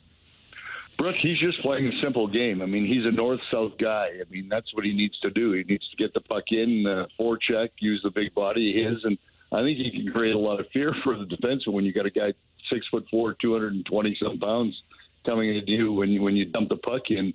It's very difficult to defend against. So what he's doing now, he's playing with a lot more confidence. I mean, it was a simple goal last night. Go to the front of the net, bang that big body into the front of the net. And he challenged the defenseman. He actually got a whack at it. It actually hit him in the pads and went in. So they don't ask you how, they ask you how many. And I think that's kind of where he is right now. He's had a simple game the entire time, and I think he's getting more confidence now because he's getting more ice time. He's killing penalties. And when you get that extra confidence from the coaching staff, I think you play better, and I think that's what he's showing right now. Whether or not the Blues make the playoffs, Bernie, this is like a playoff game every single night. From a player's perspective, what does this mean for young players as they have a chance to play games that are meaningful down the stretch, and how you look forward to what it means for these players in their careers? It's always a learning process, and you know what? Hopefully, there's still a chance they can make the playoffs, and I think that this is kind of the playoff hockey for them right now. I mean, it's every night you've got to give your best, and in fact, you've got a little bit more, and you got to really kind of upgrade your game each and every night as you get closer to the end of the season and into the playoffs. So this is a learning process for the kids. They played junior or they played college, and I'm sure they've been into playoff situations before, but I think at this level, the excitement from the crowds, I think, is much greater, which creates a lot more atmosphere in a building, which creates more adrenaline and all the things that come with the learning process of playing playoff hockey. So hopefully they do make a playoff run, and then all of a sudden, if they get in the playoffs, then I think this going forward is a great learning experience for these kids as they go further into their careers, because it's hard to explain how much different playoff hockey is until you've been in a playoff game, because it's intense during the regular season, but there's nothing like playoff hockey, and for the guys that have never experienced that, and there's guys that play 15 years or 12 or 15 years. I mean, we remember when Omister came to the Blues a few years ago. He had never been in a playoff game in 12 years of pro hockey. So it's different, and for the kids to get a taste of it, it's a great thing. And what they're going through right now, I think, is really good for their careers. Bernie Federko, always great to hear your voice. Thanks so much for making the switch today. By the way, Jamie Rivers playing hurt, and you normally join us on Thursday, so we appreciate you moving it up to Wednesday. Guys, glad I could help. You guys all have a great day. You too, Bernie. Thank you. That's the Hall of Famer, Bernie Federko, on the opening drive on 101 ESPN. Is there a nicer guy in sports? No, he's as good as it gets. We had Ozzie in here yesterday, as nice as they come, and Bernie in hockey. It's great to have those people call St. Louis home. No doubt about it. Coming up, we've got the fight, and we need a fighter. You can text in 314-399-9646, 314-399. Yo-ho! I'm going to get a coffee. Dan's Dan going to get just a coffee. Dan's going to get a coffee. But if you text in with your Comedic name, timing on that was just impeccable. your name and the word fight. And maybe Matthew will pick you to fight me next on 101 ESPN.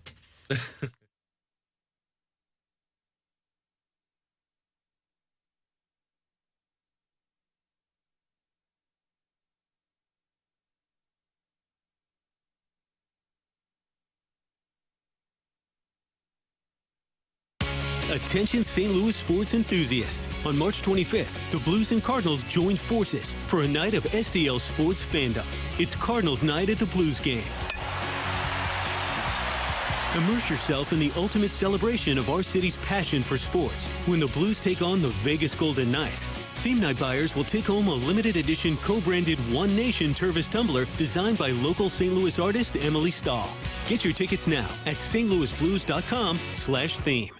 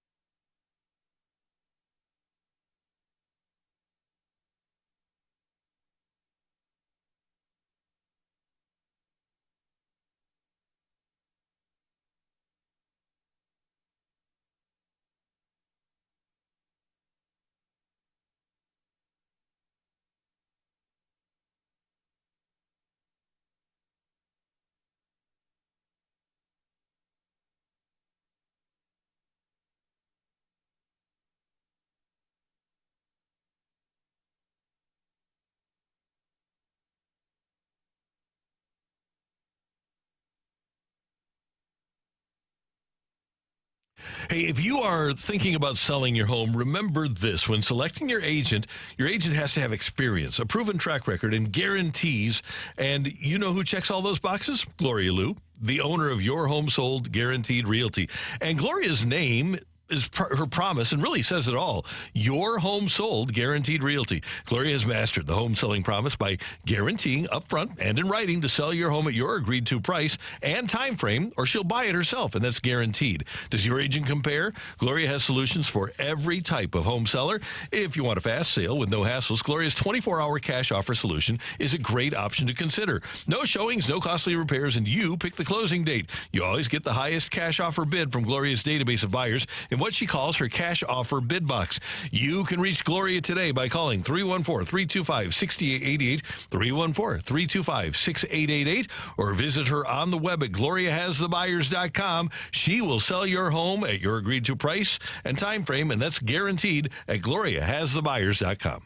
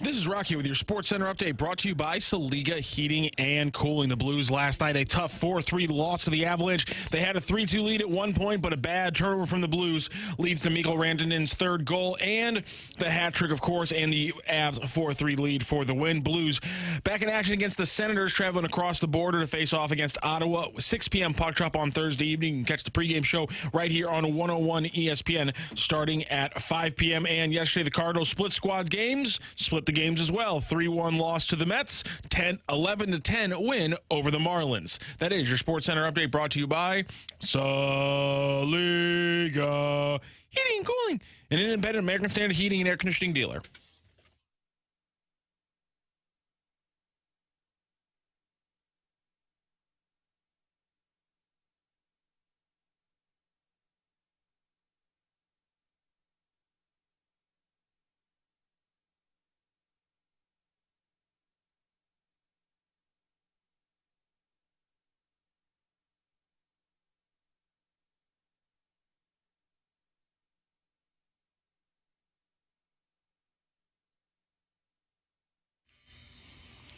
Welcome back to the opening drive. Brooke, Dan, and Rocc here, and it is time for the fight. Our fighter today is Drew. Drew, how are you doing today? I'm doing great, Brooke. How are you? We're doing great. Is this your first time fighting Randy? No, I took him on a couple years ago. And how did that go? We split 1-1, so this could be the rubber match. Ooh, this is a big moment. Okay, we'll see how this goes today for you. Bless you, Rocc. He sneezed in the background. And also bless you, Drew. Hopefully things will go well for you today. Thank you. We'll get started with question number 1. Who is the only rookie to win the NBA Finals MVP? Is it Magic Johnson, Kawhi Leonard, or Kareem Abdul-Jabbar? Let's go with Magic Johnson. Final answer, sir? Final answer, yes. Okay, which currently retired hitter holds the mark for the most triples across Major League Baseball since 2000 with 131? Is it Jose Reyes, Jimmy Rollins, Carl Crawford?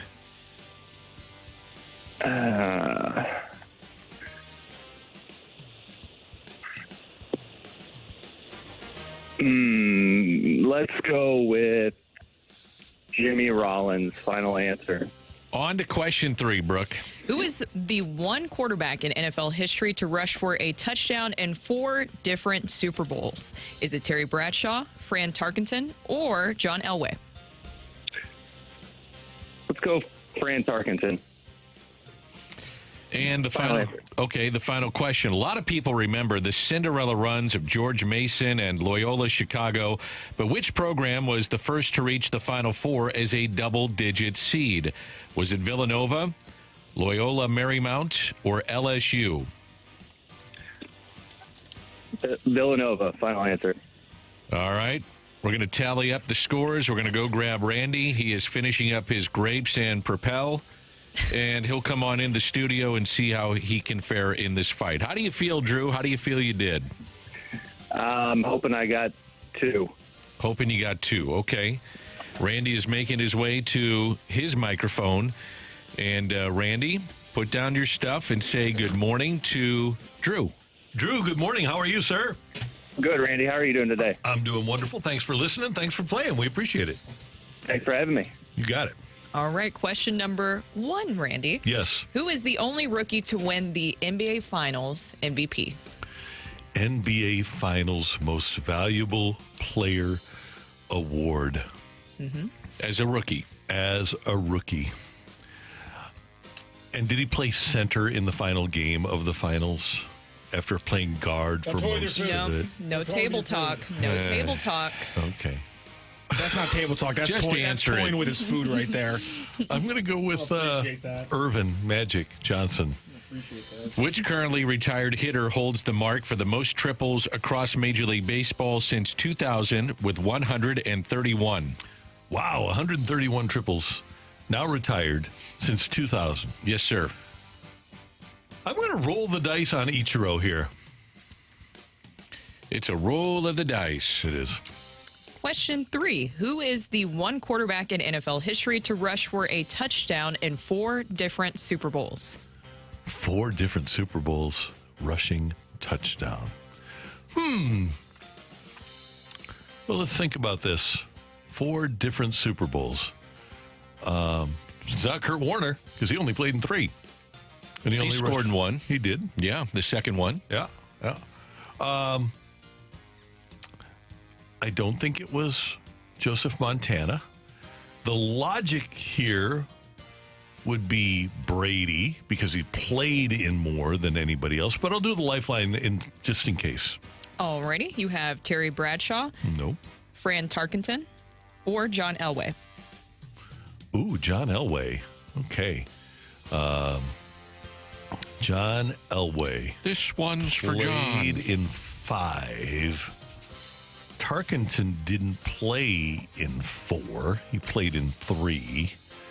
And our other one was who? Bradshaw? Yeah, Bradshaw, Tarkenton, and Elway. Bradshaw didn't. So I'm going to go with it. John Elway. This one's for John. Question 4. A lot of people remember the Cinderella runs of George Mason and Loyola Chicago. You do, of course, Randy. Oh, yeah. Mm-hmm. But which program was the first to reach the Final Four as a double-digit seed? Raleigh Massimino, I believe.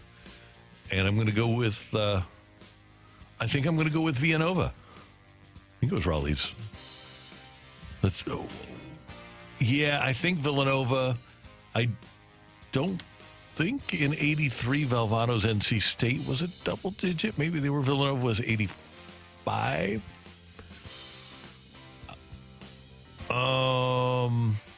Maybe it was NC State. No, I'll go with Villanova. Final answer? Yeah, I'll go with Villanova and Raleigh. All right, Matthew, this is where you take over the fight. This is a close one, but no tiebreaker needed. A very close, a low-scoring, one-question win.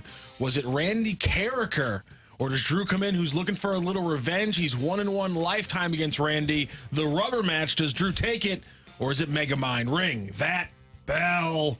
The winner and still champion of the fight, Randy Carricker. The fight is presented by Golf Discount of St. Louis, with the most experienced club fitters in town. Why shop anywhere else?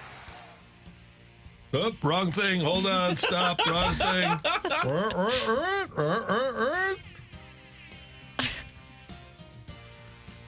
Sorry. I'm so sorry, Drew. Randy Carricker just barely edged you out. He beat you 2-1 today. Yep. Fruit in the background. Yep. And he also improved to 2-1 on you lifetime. Let's go through the questions and answers. Hold on, Rock. Hold on. Drew, who is booing you in the background? Those are my coworkers. Okay. All right. Yeah, I let them down today. I had a little fan base going, and Hey, tell them to call in next time. See how they do. Brooke. Brooke, nicely Tell done him. there. Let's go through the questions and answers. It is, in fact, Magic Johnson. He steps in for Kareem. He has the huge game playing center after playing point guard his entire rookie year. It is, in fact, Magic Johnson, which currently retired hitter holds the mark for the most triples across Major League Baseball since 2000. Jose Reyes has 131, followed closely by Jimmy Rollins and Carl Crawford. 2 and 3. Ichiro is in the number 4 spot, just below 100 across that timestamp. The only one quarterback in NFL history to rush for a touchdown in 4 different Super Bowls. In 4 out of 5 Super Bowls, John Elway got across the goal line himself, as you learned yesterday in the fight. Tarkenton only in 3 Super Bowls, just a little continuity across 2 fights. And you remember the Cinderella runs of George Mason and Loyola Chicago. And you guys are very closely remembering the Villanova run to win it all in 85 as an 8 seed, but it was 86 to LSU. That was actually the first ever double-digit seed, an 11 seed to make it one of 6, 10, or 11 seeds to make it to the Final Four. But LSU, the first one ever in the 1986 tournament, 1 year after that surprising win from Villanova. So a 2-1 win for Randy Carricker in the fight today. Drew and the fan club for Drew, thank you so much for joining the fight today. Hey, thanks for having me on. Good job, Randy. Thank you very much. I appreciate it. That is the fight here on 101 ESPN. Hey, my friends at Folds of Honor, by the way, are providing scholarships for children of fallen military. And I know Brooke from a military family and Danny were both involved with Folds of Honor. They're having a Patriot Tee Up for Veterans event on Thursday, April 11th at Topgolf in Chesterfield. And it's going to be a great night where we can help raise money. And every shot at Topgolf is going to be a step toward providing scholarships to veterans' families. families. Smokehouse Barbecue is going to be there. They're going to have a raffle and a silent auction. It's from 6 to 9 p.m. on Thursday, April 11th at Topgolf in Chesterfield. And you can get tickets at stlouis.foldsofhonor.org, stlouis.foldsofhonor.org. I'll put it up on my Facebook and Twitter pages as well. And we'd love to have you join us out there to benefit Folds of Honor. Coming up here on 101 ESPN, we're going to talk a little bit more about Ozzie's thoughts about the rules changes in Major League Baseball. And Major League Baseball's starting pitchers have been ranked by The Athletic. And we'll tell you where the Cardinals' top pitcher ranks next on 101 ESPN.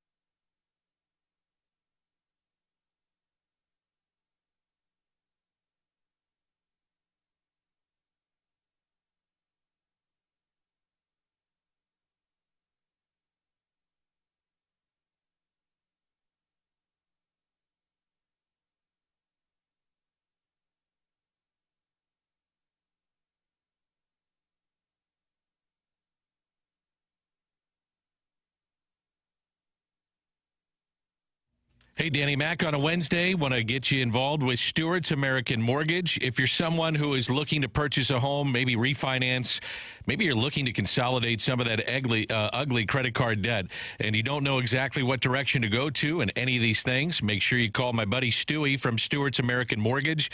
He joins us now, and I think, Stewie, a lot of fans are wondering as they listen to the show, they listen to you all day on 101, they say, well, when can you refinance? What's that answer? Danny, we just closed 2 ESPN listeners yesterday, both in similar circumstances. One had an FHA loan, just bought his house a month ago, thought he had to wait 6 or 12 months to do it. No, we refinanced him, saved him $210 a month on his payment, no closing costs with the bagel loan. The second person closed their house, bought their house in December. They're in the mid-sevens. We can refinance you for free, give you a much better rate, won't cost you a dime. And if you're worried today the Federal Reserve is going to lower rates or they're going to do something to lower rates, 6 months or down the road, 6 months later, you can refinance for free again. So nothing to lose, everything to gain, but you got to make the call. Yeah, got to make that call. Personal cell phone for Stewie. He'll answer it right now, or you can text him. Here is the number, 314-324-4440. Again, 314-324-4440, or Google the Bagel Loan. NMLS number 226715.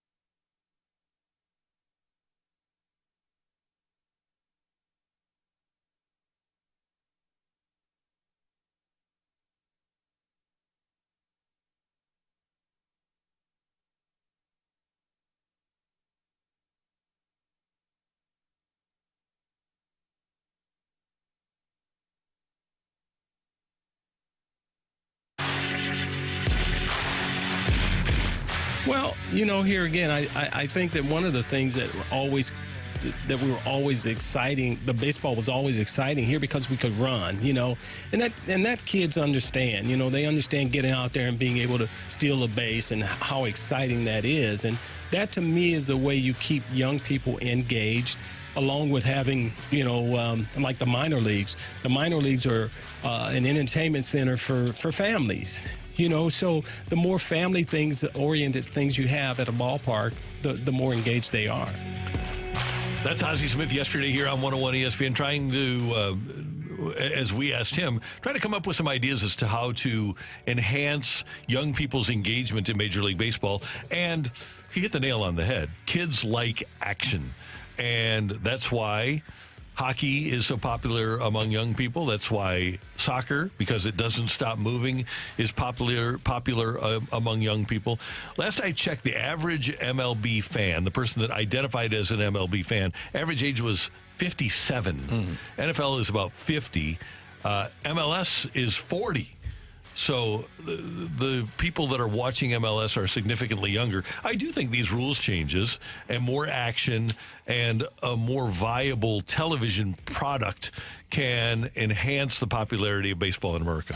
I think it can. I enjoyed the pitch clock. We talked about that last season. I didn't think it was going to make that big of a difference, but I honestly did notice a difference when watching the games. Also, I think that a lot of these rules were meant to really benefit the hitters. We talked about banning the shift. Also, you have the things that they were able to do with adding the ghost runner. There's different things that it seems like that are meant to really benefit the hitter, and you were able to see some jumps in numbers in that regard last season. I think another way is, like you said, just more action in the games, because I think we can go ahead and say it, guys. Last year, the Cardinals were not fun to watch, especially towards the end. Outside of the pitching, if you just look at it from just a game standpoint, they really struggled with situational hitting. It seemed like at times they were a little too reliant on the home run, which the home run is exciting, but sometimes I just want to see some small ball.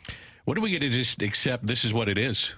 This is baseball. There's going to be 4 to 5 minutes of action in a 2.5, 2:45 game. And that's the beauty of the sport. Now, for young kids, Randy, as you spoke of, a lot of these kids are not playing baseball. They're gravitating towards soccer, which is constant. I think a lot of it is due to the fact of how you grew up. Did you grow up playing these sports? Did you enjoy playing the sports? More kids are playing basketball, probably football, although it's decreased a little bit because of the head injuries. But soccer is what a lot of kids gravitate towards, and that's constant movement in the game. And a couple other things, too. You want to get kids to the ballpark or young adults, make sections of the ballpark that are like a party area, which is what a lot of ballparks are starting to do. And if you're looking for fan-friendly things to do, you go down to Busch Stadium, you'll find, and I mean little kids, you'll find things to do. They're all over the place. That Ford Plaza out in the outfield, the whole thing is set up for family-friendly endeavors. So I love that idea, but I do think, just from a TV perspective, watching somebody run, watching a human body run and show athleticism, to me is more exciting than watching a little ball go over a fence on TV. To me, I think unless we're back in that McGuire era, which, I mean, I know that you guys have talked about it. It was a very exciting time to watch that on TV and in person. But honestly, I would like to just see it, because we know that younger players are so much more athletic. I think that's fair to say. Maybe sometimes the fundamentals are not exactly always there, but I feel like younger players now, that's what you can say, is they are a lot more athletic. I want to see that athleticism on display. I don't think baseball has had more athletes in their game than right now. Yes. Ever. These guys are in incredible shape. They can run. They can hit for power. Many of them have big, big arms. I just don't remember, and Randy, I mean, maybe you can think of a time where there's been a more athletic time in terms of how good the athletes are in the sport of baseball. I can't think of one. No, there hasn't been, because as a culture, we are just more athletic, and these kids have more access to things that make them more athletic, especially from a baseball standpoint. The baseball movements now are so concentrated upon when kids get involved at the ages of 5, 6, and 7. So they're, and of course the Latin American players. When you see a De La Cruz, when you see a Ronald Acuna, when you see an Albies, when you see the O'Neill Cruz in Pittsburgh, Those kids are incredibly. O'Neal Cruz is 6'7" and can run like the wind. It's unbelievable how athletic they are. 314 says, how about ticket prices? The ticket prices to go to a baseball game are the most affordable than any other sport. I think for 314 Day, they were doing a promotion of like $3.14 tickets. You have dynamic pricing for the lesser games. You can get into a ballpark when they do the $6 ticket giveaways, which includes a hot dog and a soda. I mean, there are ways to get to the ballpark. So I don't think ticket prices is something that would keep people away. No, the Cardinals do a great job. If you just get on their email list, 80% of the Cardinal tickets are less than $10 during the season. Yeah. It's outrageous how inexpensive they are. And you say, okay, well, what about concessions? You can go down to the ballpark and you can take a soft-sided cooler in with sandwiches and sodas and bottled water. You can't take beer in, but if you want to take your family, you aren't there to get loaded anyway, hopefully. So you can have a family of 4 for a lot of Cardinal games where you can go for 24, figure parking for $20, for less than $50 for your family of 4 for an evening at the ballpark. 100%. And they also have great promotions, which helps. But at the end of the day, if you're going to go spend your money, I think maybe to this person's point too, you want to see a great product on the field. So I'm just thinking about last season, out of all the teams, maybe if you had a choice of a team that you would go pay a ticket to go see because you knew that that game was going to be really good because of what they were able to do last season, what's a team that you can think of off the top of your head? I want to go see the Dodgers and Ohtani. Yeah, I think individuals help it too. No doubt. And the Mets last year were one of those teams because of all the star pitchers that they had signed. There's teams out there. Last year, the Padres were really compelling, right? When you have Soto and Tatis Jr. and Machado. And when you look at, again, Cardinal ticket prices, you can go see those really compelling players at a reasonable price. Would Victor Scott make you want to go to the ballpark? Yes, he would. Yes. Yep, me too. Meanwhile, The Athletic has put together a list of the top starting pitchers in baseball. It's called the 2024 Aces Project. MLB insiders rank starting pitchers from just a guy to number 1. And they impaneled a group of front office people, executives, scouts, etc., to vote on number 1 pitchers. And they have 4 different tiers. Number 1 is the inner circle, the unanimous number 1s. Tier 2 is aces, pitchers that you can trust all regular season and again in October. Tier 3 is the pool of applicants, pitchers that might one day call themselves aces. Tier 4 is number 2s and 3s, those with lower ceilings but still elevated floors. It should be noted these guys are all awesome at baseball.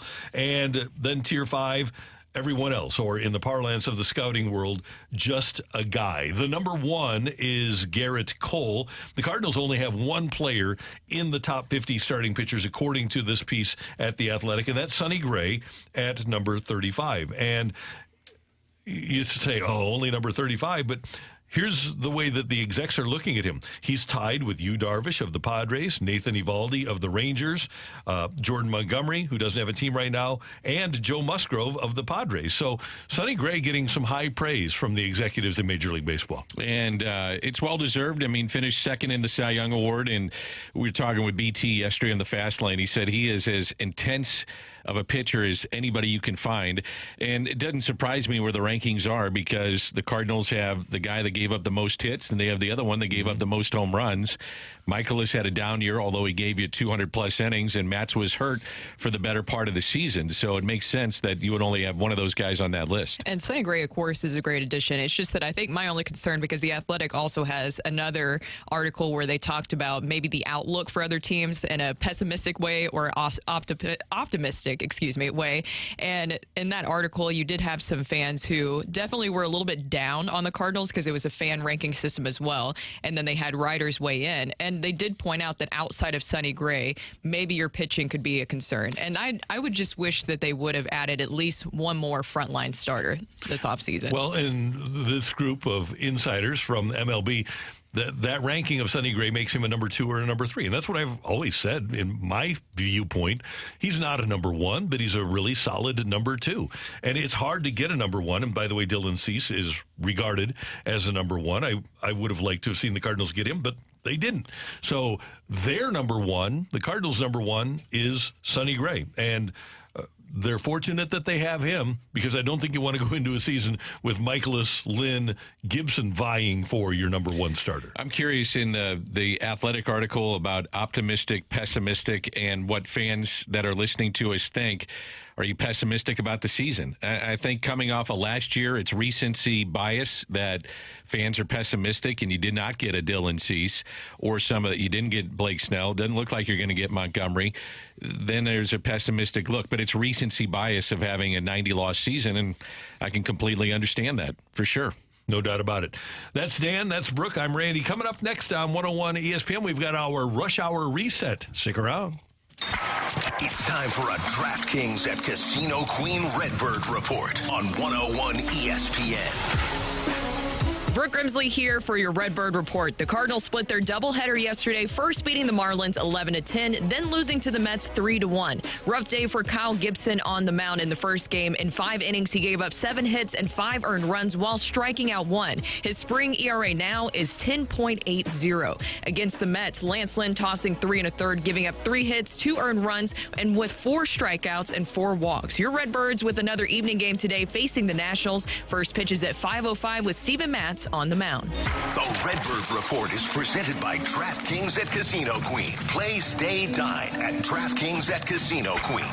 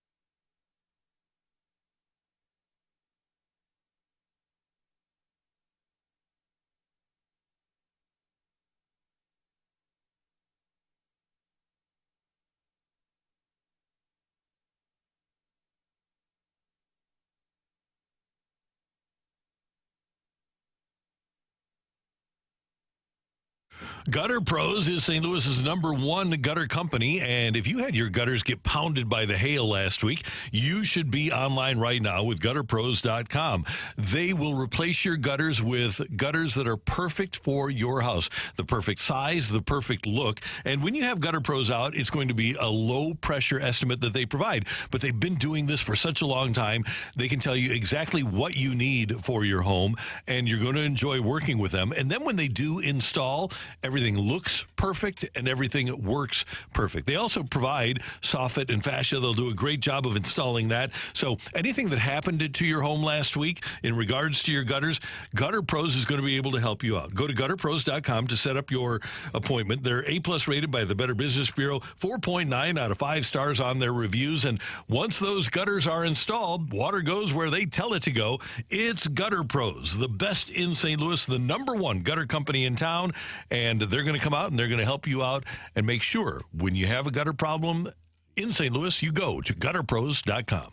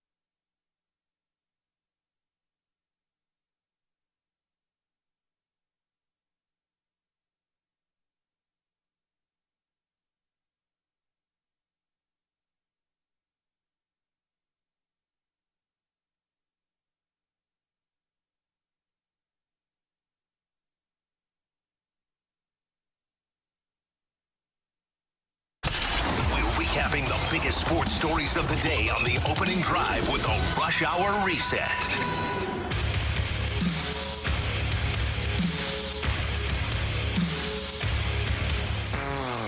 9:03 in St. Louis. Time check brought to you by Clarkson Jewelers, an officially licensed Rolex jeweler. The NCAA First Four continues tonight in Dayton. Grambling takes on Montana State. We have the pregame for you at 5:30 here on 101 ESPN. And then after that, Colorado will take on Boise State in the second game of the evening. And after that, we will have our 64-team tournament prepared. So looking forward to that. Hold on, Randy. Yes, you have not filled out your bracket? No, I'm working on it. Brooke? I need to finish it up after the show. Wow, you guys haven't filled one out yet? Normally people have like 10 of them out there by now. I know, I need to. Every year. And what is your tactic, Dan? Do you just kind of go with what you think will be kind of the obvious choices? Or I like to do a serious bracket and a one where it's just absolutely wild because you never know every single year. Well, I do like 10 of them, and then when I have a good one, I told you. I know what I'm talking about here. You have like a folder and you pull out the one, and you're like, see this one. I would be curious if you took like the top seeds of every round. So, for instance, you took UConn over Stetson, and let's say that the next round you've got Northwestern, who beats a 9 against an 8, and then you take the 1-1-1-1, and then you always take like the next round, the top seed, and what that would look like. And now you always have upsets, but I wonder how many of those games you'd possibly get right. Like reset each round as you go, take the top seed, and see if it works out at all. I think that's a great idea. Let's do it that way. All right, we'll try that.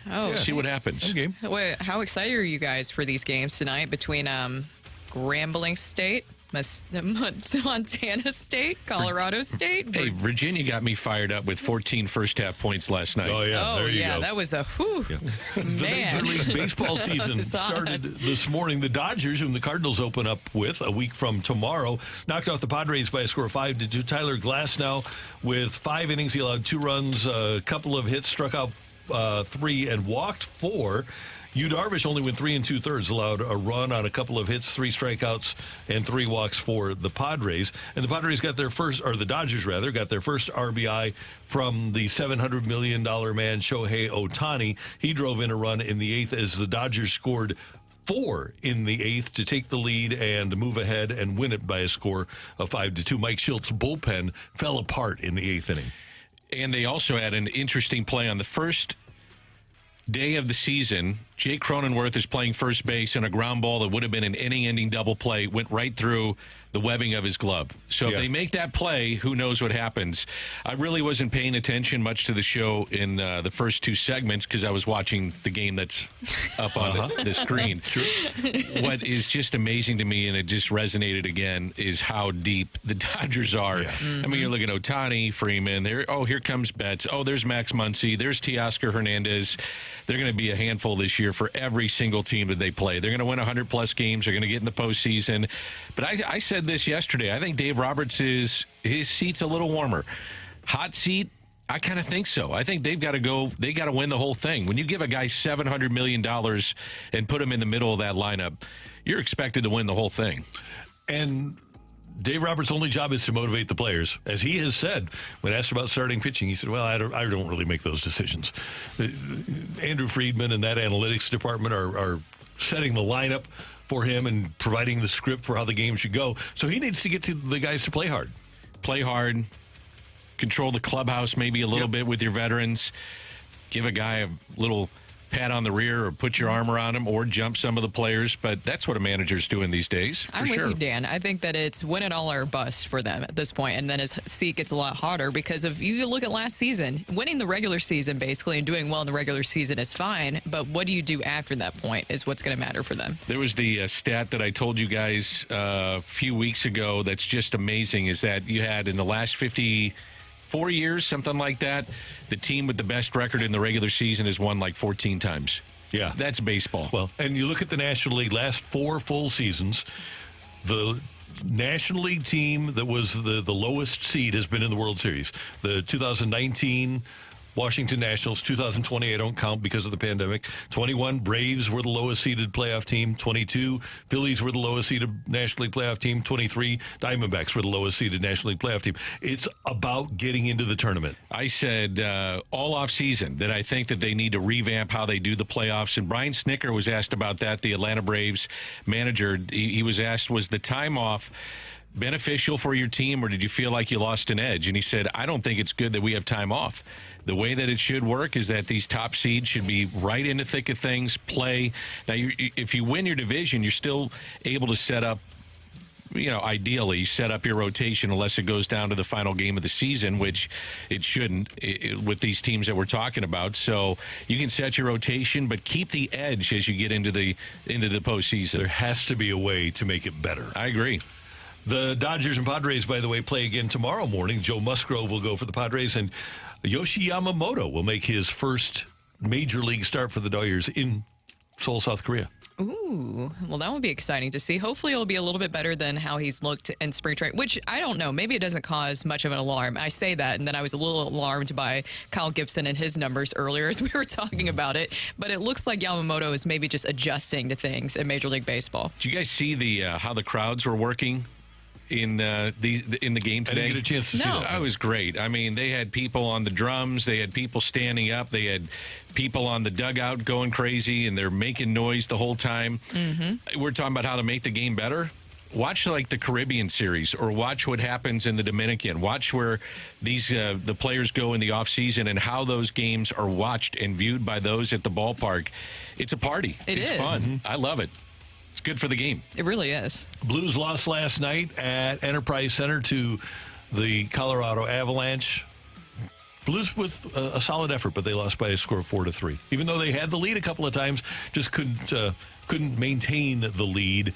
And Mikko Rantanen had a hat trick for the Avalanche. He's really good, isn't he, huh? He's good, yeah. And so is that Nathan McKinnon guy. I don't know if anybody's heard of him, but yeah, he's pretty good. But at the same time, I think that you are happy that the Blues had a great effort and that they were able to hang with a team like the Avalanche. But at the other side of it, there was some costly mistakes with Rocc Kyrou in that penalty, and then you also had Buchy Kyrou with that really bad turnover. And good teams like the Avs are going to take full advantage of that. 13 to go if you're a Blues fan, 7 at home. They probably need to go 10-3, 11-2 to even have a shot that gets you in points in the mid-90s. So that's what they're looking at. It's a tall order, but this is sports. Strange things can happen. We'll see. The Blues at Ottawa tomorrow night, and then they have a Saturday afternoon game against the Wild. You'll hear that here on 101 ESPN with the pregame at noon. And by the way, we will have a lot of NCAA action for you throughout the course of the tournament. NCAA second round action on Saturday night here on 101 ESPN beginning at 5:30. And oh, by the way, so much NCAA that we bring you. The bracket is set, and you can get signed up to play in this year's Bracket Madness Pick'em Challenge. You can register to participate now at 101ESPN.com. Free to enter, and this year's top scorer is going to take home a $250 Amazon gift card and a 101 ESPN prize pack. All you need to do is check out the contest rules and get signed up to play in Bracket Madness now at 101ESPN.com. Brought to you by Bud Light and Twin Peaks. And if you want to find a great place to watch the NCAA tournament, well, you can watch the games with us tomorrow and Friday with 101 ESPN and Bud Light. Tomorrow, join BK and Ferrario live from 11 to 2, and then the Fast Lane from 2 to 6, broadcasting from Cyberg's in O'Fallon, Illinois. Then on Friday, join both shows broadcasting live from Helen Fitzgerald's on Lindbergh. Come enjoy some food, a cold Bud Light, 101 ESPN giveaways, plenty of screens to watch all the games and more. Get more details at 101ESPN.com. You'll be there. I will be there. I will be at the O'Fallon Cyberg's tomorrow, and then Helen Fitzgerald's on Friday. And I know, are you back for the Fast Lane? We're kind of covering the whole gamut here. Yes, I did the first 2 days of this week, and I think I'm doing today as well. Yeah, so the old split shift. The old backhand. You don't want to do that with Gretzky on the ice. Do we have a health update on the guys, by the way? Because somebody was asking for that. Well, Jamie's going to be in the air. I don't want to be in that little steel bubble. Yeah, that aluminum tube that he's. Yeah. Do they put him in a bubble so he doesn't get anybody Probably else? should. Yeah, probably should have him Bubble boy. fly up separately from the Yeah. team. So Riv's playing hurt last night and yesterday, and Carey does not sound like he's on the top of his game either. And Anthony is enjoying the spoils of vacation in Florida. So that's how it unfolds on the fast lane. Yeah. We had fun yesterday, so we'll see what happens this afternoon. God only knows. It'll be great. God only By knows. the way, belated HBD to Marshy. He turned 28 yesterday. Oh, 28-year-old Marshy. Happy birthday to him. Yep. Yeah. Happy birthday, Marshy. I think the whole fast lane, except, BT's not, he's like a bench player now. I think everybody in the fast lane has March birthdays. A lot of celebrating. Yeah. So good Maybe for them. that means that you need to get on more cakes. Carrot cakes. I'm working on it. Working on it. This is a booming business. That's the Rush Hour Reset here on 101 ESPN. Coming up, the Blues did lose last night. Do they still have a legit playoff chance? That's next on 101 ESPN.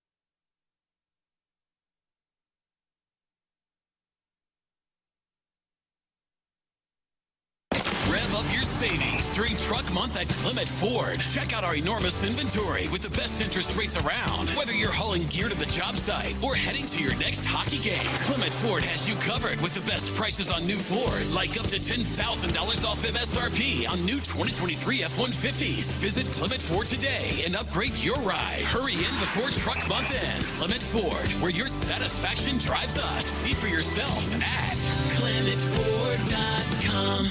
You might have heard Doug Voss and Safe Money Radio. His shows have been on several radio stations for many years. Now he can be heard every Sunday from 10 to 11 a.m. on 101 ESPN. He is super excited to get to the ESPN audience as he is a huge St. Louis sports fan. Doug is an expert at minimizing the impact of market volatility on his clients' assets. So catch Safe Money Radio every Sunday at 10 a.m. on 101 ESPN. Doug Voss is a registered representative. Securities offered through GH Hill Securities, LLLP, member FINRA and SIPC.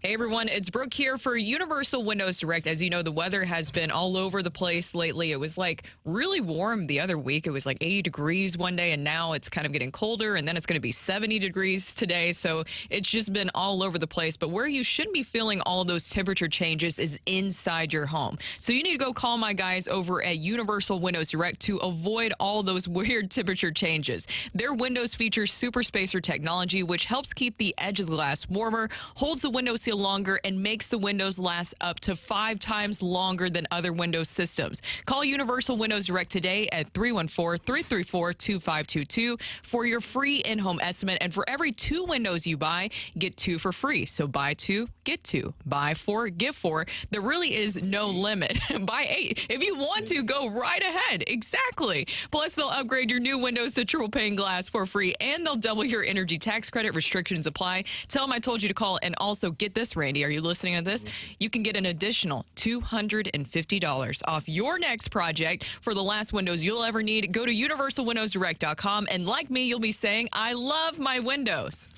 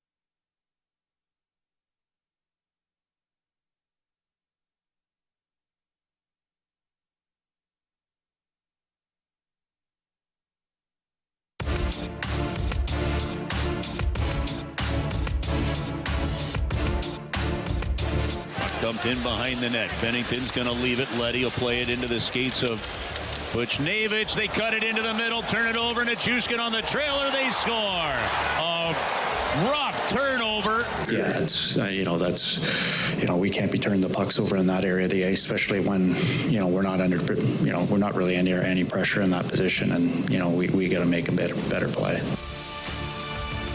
Chris Kerber, the call last night here on 101 ESPN. Mikko Rantanen had a hat trick, and Colorado knocked off the Blues by a score of 4-3. And you heard the Blues head coach, Drew Bannister, lamenting the Pavel Buchnevich turnover. With the loss, the Blues fall behind Minnesota again. Minnesota has 76 points. The Blues have 75. The Blues remain 4 points behind Vegas, so they missed a chance to get within 2 points of Vegas. Yeah, if they would have won the game and Vegas would have lost, then the Blues would have been within 2 in the wild card race. But as it stands right now, Vegas has 79. The Blues have 75 as the Blues go to Ottawa. 2-game trip, Ottawa tomorrow and at Minnesota on Saturday. And then the Blues come home to take on Vegas next Tuesday night. Could wind up being a very, very big game if the Blues can get back to their winning ways and win a couple in a row before they take on the Golden Knights. This is every game a big game, and we talked about it just a moment ago. 13 to go. You have 7 at home. What do you guys think? 10-3, 11-2. You got to go just to make the playoffs. I would think 10-3 would put you right on the edge. Yeah. That's what I'm thinking, too. And to your point, Randy, if they can get 4 points, it sets up what will be the biggest game of the year against Vegas. That'll be so much fun with a playoff atmosphere. The place will be going nuts, and hopefully they can do that to make it interesting down the stretch. And by the way, that Vegas game is Monday night against Vegas, and then Thursday against Calgary here in St. Louis. That'll be a huge game. But also, as you said, Dan, I mean, the thing is at every point, this game is huge for the Blues. And that's the thing that you have to look at. Last night, I think that there's 2 ways of really looking at how they played. You can say, okay, they were able to hang with a team like the Avs, or you could look at it the other way as, okay, this team is good enough to hang with the Avs. Why weren't they able to do maybe a little bit more sooner? How do you guys see it? The latter.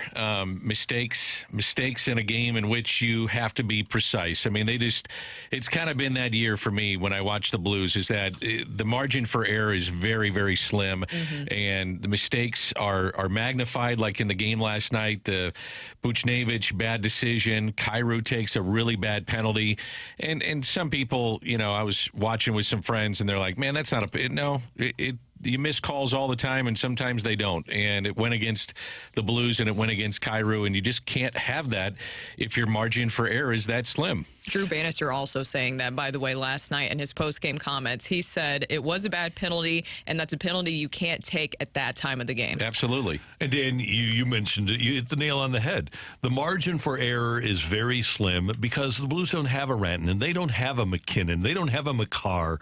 The Avalanche, that's 3 players right there that played last night that are better than the Blues' best player. McKinnon is he is phenomenal to watch. God almighty, is he good. And the Blues held him to just 1 point. I mean, but he was a presence on the ice, don't get me wrong. But when you look at what the Blues have done against McDavid and McKinnon, for the most part, they've done okay against them. I mean, those are the kind of guys that can put up a 4-goal night on you or a hat trick kind of night. Now, we saw the hat trick last night, but those players are so much fun to watch. If you're just a hockey fan, not even a Blues fan, but just watching the game, I single-handedly just watch them play. When we're on the ice, they make such a difference. It's fun to watch. Yeah, Nathan McKinnon, I remember the first time I was able to see him in person when they were facing the Avs. You notice the speed at which he plays. I mean, it is like a huge difference compared to other players. He can fly. By the way, it is cool that the teams that the Blues are directly chasing, Minnesota and Vegas, are their next 2 opponents. After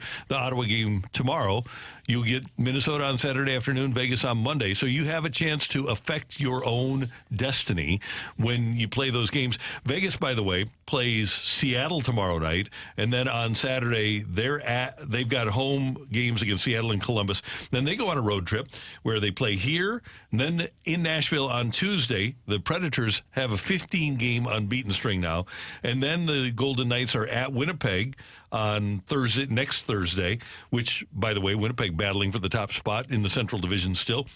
And then they go to Minnesota a week from Saturday. So it's not like the Golden Knights have the easiest schedule in the world either. The Blues have the 4th easiest schedule. Just to give you this real quickly, it's Ottawa and Minnesota on the road. Then back home, Vancouver, Calgary, San Jose, and then Edmonton. So you got a 4-game homestand there. Then you go on the road with Nashville, San Jose. So you got the Sharks twice. You got Anaheim, and back-to-back going out west. So those are games that you should win. You have Chicago at home, Carolina, Seattle, Dallas, and that wraps up the Blues schedule. I think it is important to point out some of the positives, as well as if we're saying, okay, if they do have a chance to make the playoffs, it is because of this. We talked all year about the goaltending and how that's been a huge asset, but here recently you've seen the secondary scoring really step up. We've talked about, which Jake Neighbors was, of course, bumped up to the top line, but Jake Neighbors, his contributions, he's been a pretty consistent player. His ability to really just cause havoc in front of the net. What did we call it? The neighborhood earlier that somebody texted in? That was a great text by one of our listeners.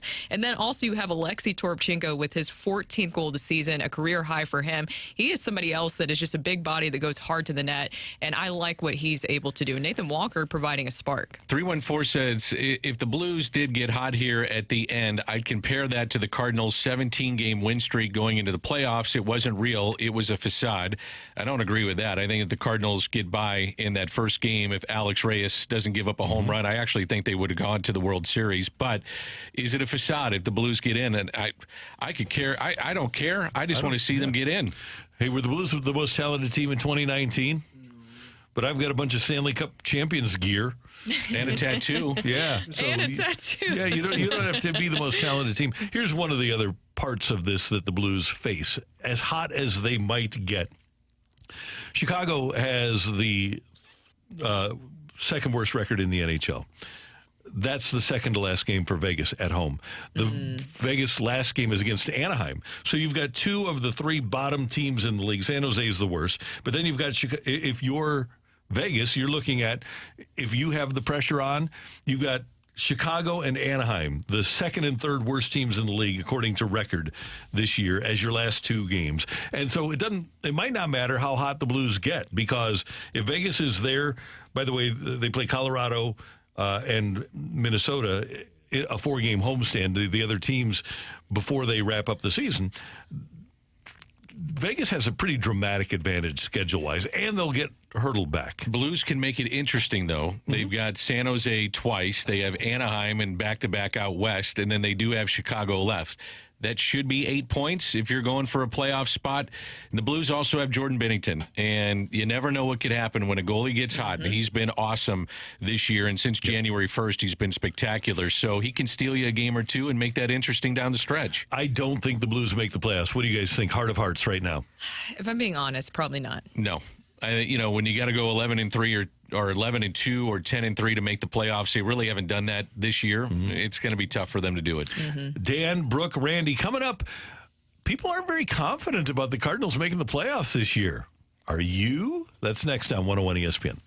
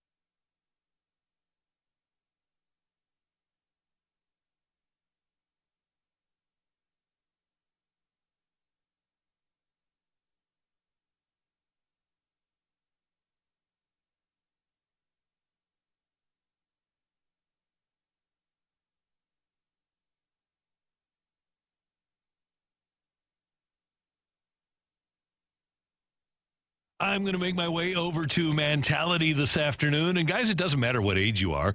Low T can be an issue with any guy. As a matter of fact, it's an issue with every guy. As we pass our 30th birthday, our testosterone level decreases. You say, well, Randy, what's that mean? Well, low testosterone leads to low energy and low motivation and moodiness and irritability and maybe even some decreased mental sharpness and acuity. And that is an issue that can be solved at Mentality. Go to lowtusa.com and set up your appointment today. Get to one of their clinics in Chesterfield or South County, and their nurses do a magnificent job. Their doctors are great, and their doctors are going to find out where your testosterone level is. And then with an FDA-approved testosterone treatment, they're going to get it back into the normal range. And one thing your primary doctor might tell you is, hey, that range, you're in the normal range. But the range is so wide that Mentality is going to get you into the upper range of normal for testosterone for a guy in his 20s. And you'll get that energy back, and you'll feel so much better, and you won't be tired all the time. And they're going to work with your insurance company to make sure that your out-of-pocket expenses are as low as possible. It's Mentality. Get started now at lowtusa.com.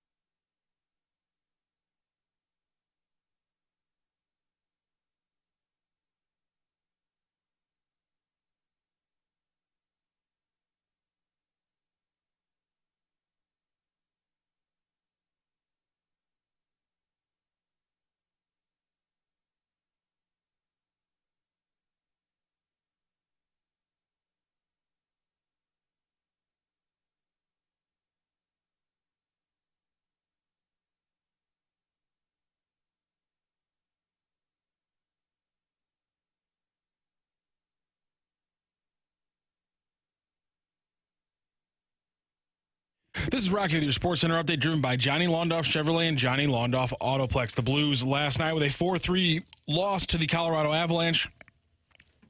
They'll try to get back in the winning column tomorrow night, facing off against the Ottawa Senators, traveling across the border for that game. It's a 6 p.m. puck drop in Ottawa, so it's a 5 p.m. pregame show right here on 101 ESPN. You're home for the St. Louis Blues tonight on 101 ESPN. Pregame 5:30 for the NCAA tournament's second half of their first 4 games. That is your Sports Center update, driven by Johnny Londoff. Find your road to shop 24/7 at londoff.com and londoffautoplex.com.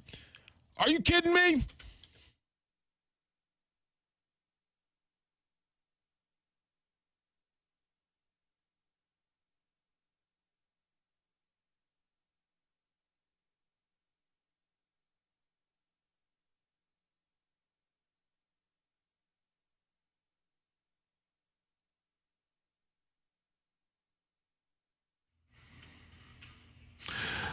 The Athletic has their annual Hope-O-Meter out for MLB. MLB Hope-O-Meter results ranking fans' optimism in 2024 for all 30 teams. And there are some franchises that have high levels of hope that haven't had high levels of hope in the past. As a matter of fact, Baltimore Oriole fans are 98.7% optimistic about what their team is going to do in 2024. That's got to be a pretty good feeling if you're in Baltimore. Oh, man. What a feeling that is, especially after last season, and then you get a change in ownership. I would be very, very happy if I was that fan base. You know, we were talking about players you want to see. I want to watch Jackson Holiday. Me too. Oh, I'd go buy a ticket to watch him play, and maybe it's my connection to Matt and having seen Jackson grow up around the ballpark, even a lot at Busch Stadium. But I'm looking forward to seeing him, and he is just hitting rockets right and left at spring training. They say he's really holding himself as like a 15-year vet. He's getting inundated with media requests, handles that with no problems whatsoever. So I'm looking forward to watching him. There are 9 franchises where the fans are 90 or more % optimistic. Numbers 8 and 9, the Cincinnati Reds fans are 95.9% optimistic. Chicago Cubs fans are 90.3% optimistic. I think it has something to do with the division that these teams play in. It's a situation where I look at the Cardinals, the Reds, the Cubs, and they just beat up on each other. Milwaukee probably will find a way to hang in there. I think a key for the Cardinals this year, or for any team in this division, is what do you do outside the division? Because I think these teams, it's not the best division in baseball. They'll beat up on each other, and it's what you can do outside the division that may dictate what happens in the fortunes of these franchises. What fan base do you think this quote is from?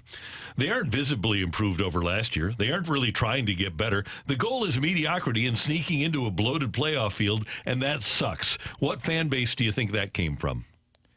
Go ahead, Randy. Cubs. Really? Mm-hmm. That where 90.3% of the people are optimistic. I think if you're a Cub fan, I think, and I could be wrong about this, correct me, guys, if I'm wrong, but when you look at Matt Chapman getting $54 million, you say, man, that would have been a nice addition to the Cubs lineup. I thought they had to get Bellinger back. They needed a left-handed presence. I think their pitching's going to be okay. Justin Steele at the top, but interesting that you get that from a Cubs fan, and you're going to get all kinds of votes on this thing, man. That's just the way it goes. You are. What about the Cardinals? Yeah, jumping ahead to the Cardinals. So just so that we can see, because as you mentioned, Randy, this is an annual thing. So in 2023, going into the season, the Cardinals fans were very optimistic, 90%. That was what the Hopometer optimism was like. Now going into this season, it has dropped to 44% on the optimism meter. And so you have some of the things that comes from the Optimist Jack fan, where he said, I'm dumb and naive. The DeWitts could field a team of 8-year-olds with socks for gloves, and I'm convinced we would have a shot. But then you have the pessimistic view in this one, where it says, from Andrew, they've added innings, but outside of grade, the quality of those innings in the rotation is subpar. Most fans were clamoring about the pitching deficit last season, and I don't see Gray, Lance Lynn, Kyle Gibson as much of an upgrade over Jordan Montgomery, Flaherty, and whoever had the final rotation spot at any given time. I think the first thing you have to look at if you're the Cardinals or the fan base here around town is they got to get healthy. Mm-hmm. Just see what team they're going to put out there, which includes Sonny Gray and includes Nootbaar and Tommy Edman. And then can they get back to fundamentally sound baseball? So outside of what you mentioned, Brooke, which is all true, you got to have innings from this staff. It's been talked about all offseason and all spring training, but they've got to get back to being a fundamentally sound team. Defense, running the bases, stealing more bases. I just think that that's a huge factor going into this season. And I think that's why you had a lot of the pessimistic views going into this season. Now, another one from the pessimist, Jordan. I'm 49, and the starting rotation is closer in age to me than my 19-year-old son. And what about some of the other pessimists there? That's about it right Pessimist there. Tom, our pitchers make Gandalf look young. Pessimist I didn't Nick, see that part. older Yeah. than Methuselah. Pessimist Kevin, isn't Bob Tewksbury available? So what would be optimistic for you guys on the plus side, where fans are there, and there's fans that are optimistic coming into this season? I think Jordan Walker, Mason Wynn, another year for Contreras behind the plate. Lars Nootbaar, if he can stay healthy, there's some positive things to look at going into the season for sure. For me, when we got started in spring training, before we had the injuries, I was thinking on a relative basis, success would be 82 wins. They won 71 games last year, 71 and 91. I figured if they go 82, I thought that, and I figured that's where they'd be, 82, 83 wins. And I think that's pretty optimistic. And in this division, 85 wins may win it. Mm-hmm. So that's why you'd be optimistic. Now, I can understand where a fan would say, well, 85 wins and you're in a lesser division. What does that mean once you get to postseason? And I'm with you. You just don't know to see how this thing's going to finish up. But I do want to see them get in and to see what they can do. And fans don't want to hear this, but you never know once you get into the playoffs what can happen. From the 314, optimism is that it couldn't possibly be worse than last year. That's true. Well, that's very true. That is a way to look at it. We could always be in Colorado, where Rocky's optimism is 4.6%. Wow. What would make you, as a Rockies fan, want to go to the ballpark? Chris Bryant, maybe? No. I mean, would he move the needle at all for you? I don't want to see him just sitting in the dugout hurt. Or maybe Todd Helton night at the ballpark because he's going to the Hall of Fame. Yeah. You get some people on a bobblehead night coming out. Maybe I'm a huge Charlie Blackmon fan. Maybe. I don't know. We're really searching, huh? Yeah, we are. I mean, think about that division they're in, too, with the improvements that they've had. Dan. Ouch. What about the view from behind home plate? It's really nice. Okay, there you go. Really nice. Yeah.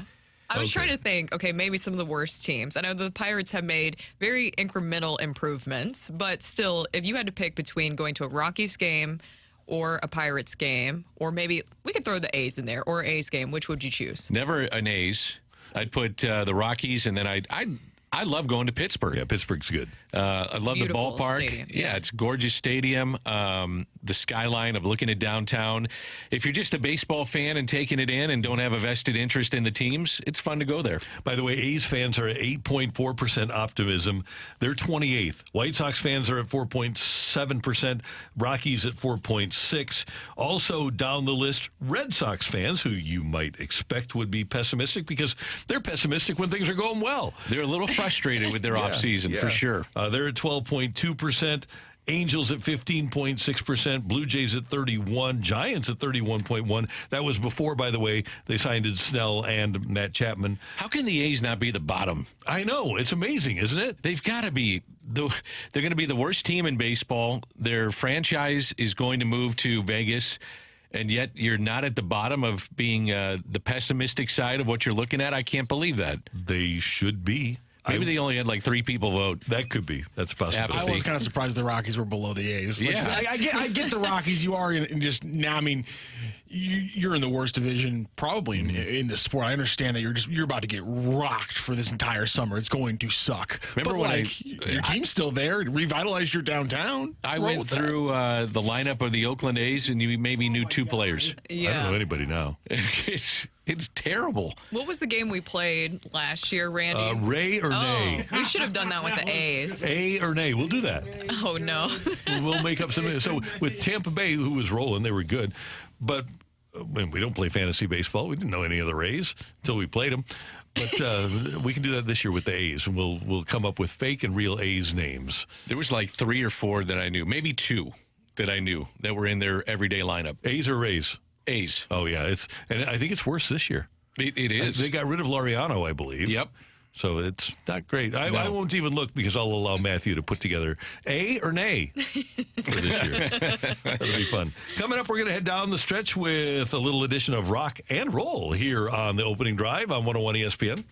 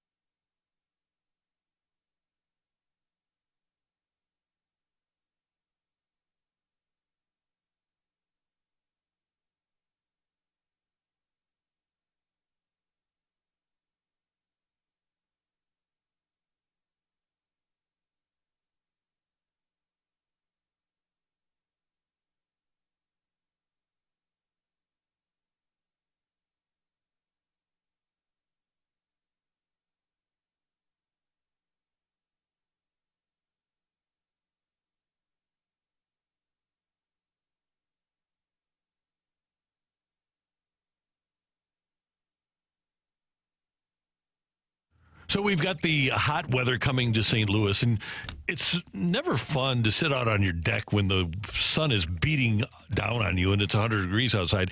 One of the things that you can do is convert that deck into a sunroom or a screen room from Chesterfield Fence and Deck. They do such fantastic work in making moves like that. And you can put a big screen TV in there. You can put a ceiling fan in. You can put in great, comfortable furniture and add a room to your house. It really is amazing what they do at Chesterfield Fence and Deck. And they'll come out, provide you a free, no-obligation project design, show you pictures of other jobs that they've done, and you will love the conversion of your home by Chesterfield Fence and Deck. And by the way, it's not just sunrooms and screen rooms. They do a fantastic job with cedar or vinyl fences or cedar or vinyl decks. If you need a deck replaced, that new pewter color of the vinyl Vecca deck is amazing. Find them on the web at chesterfieldfence.com or just give them a call, 800-300-4054. Chesterfield Fence and Deck, the sign you have the very best.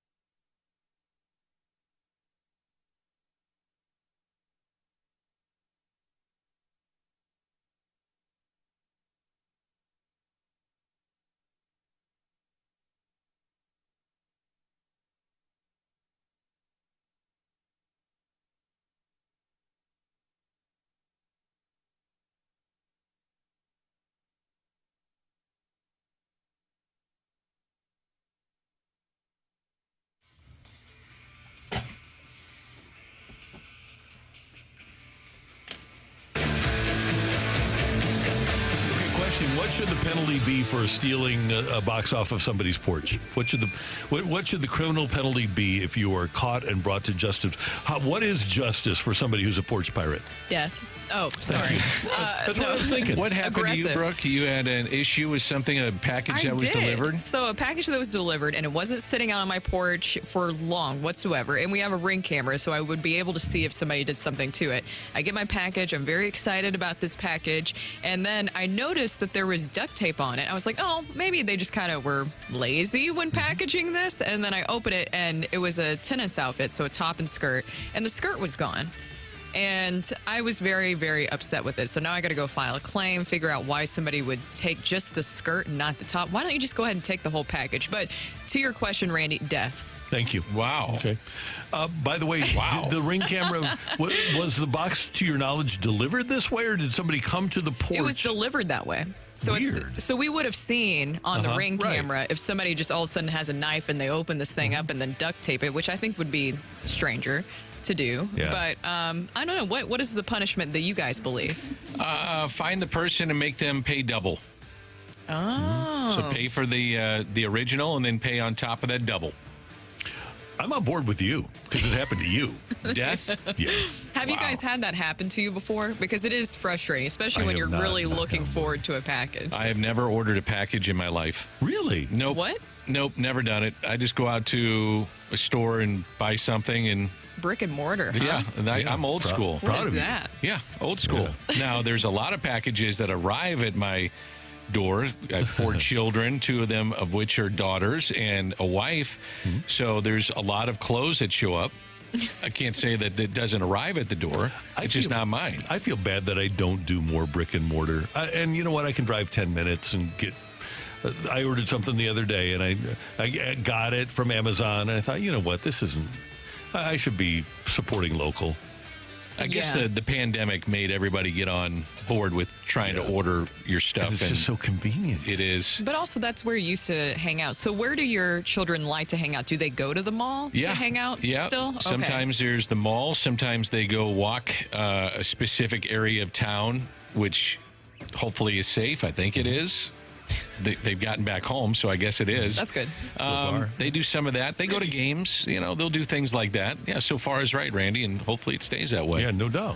Yeah, I'd like to see my kids grow up.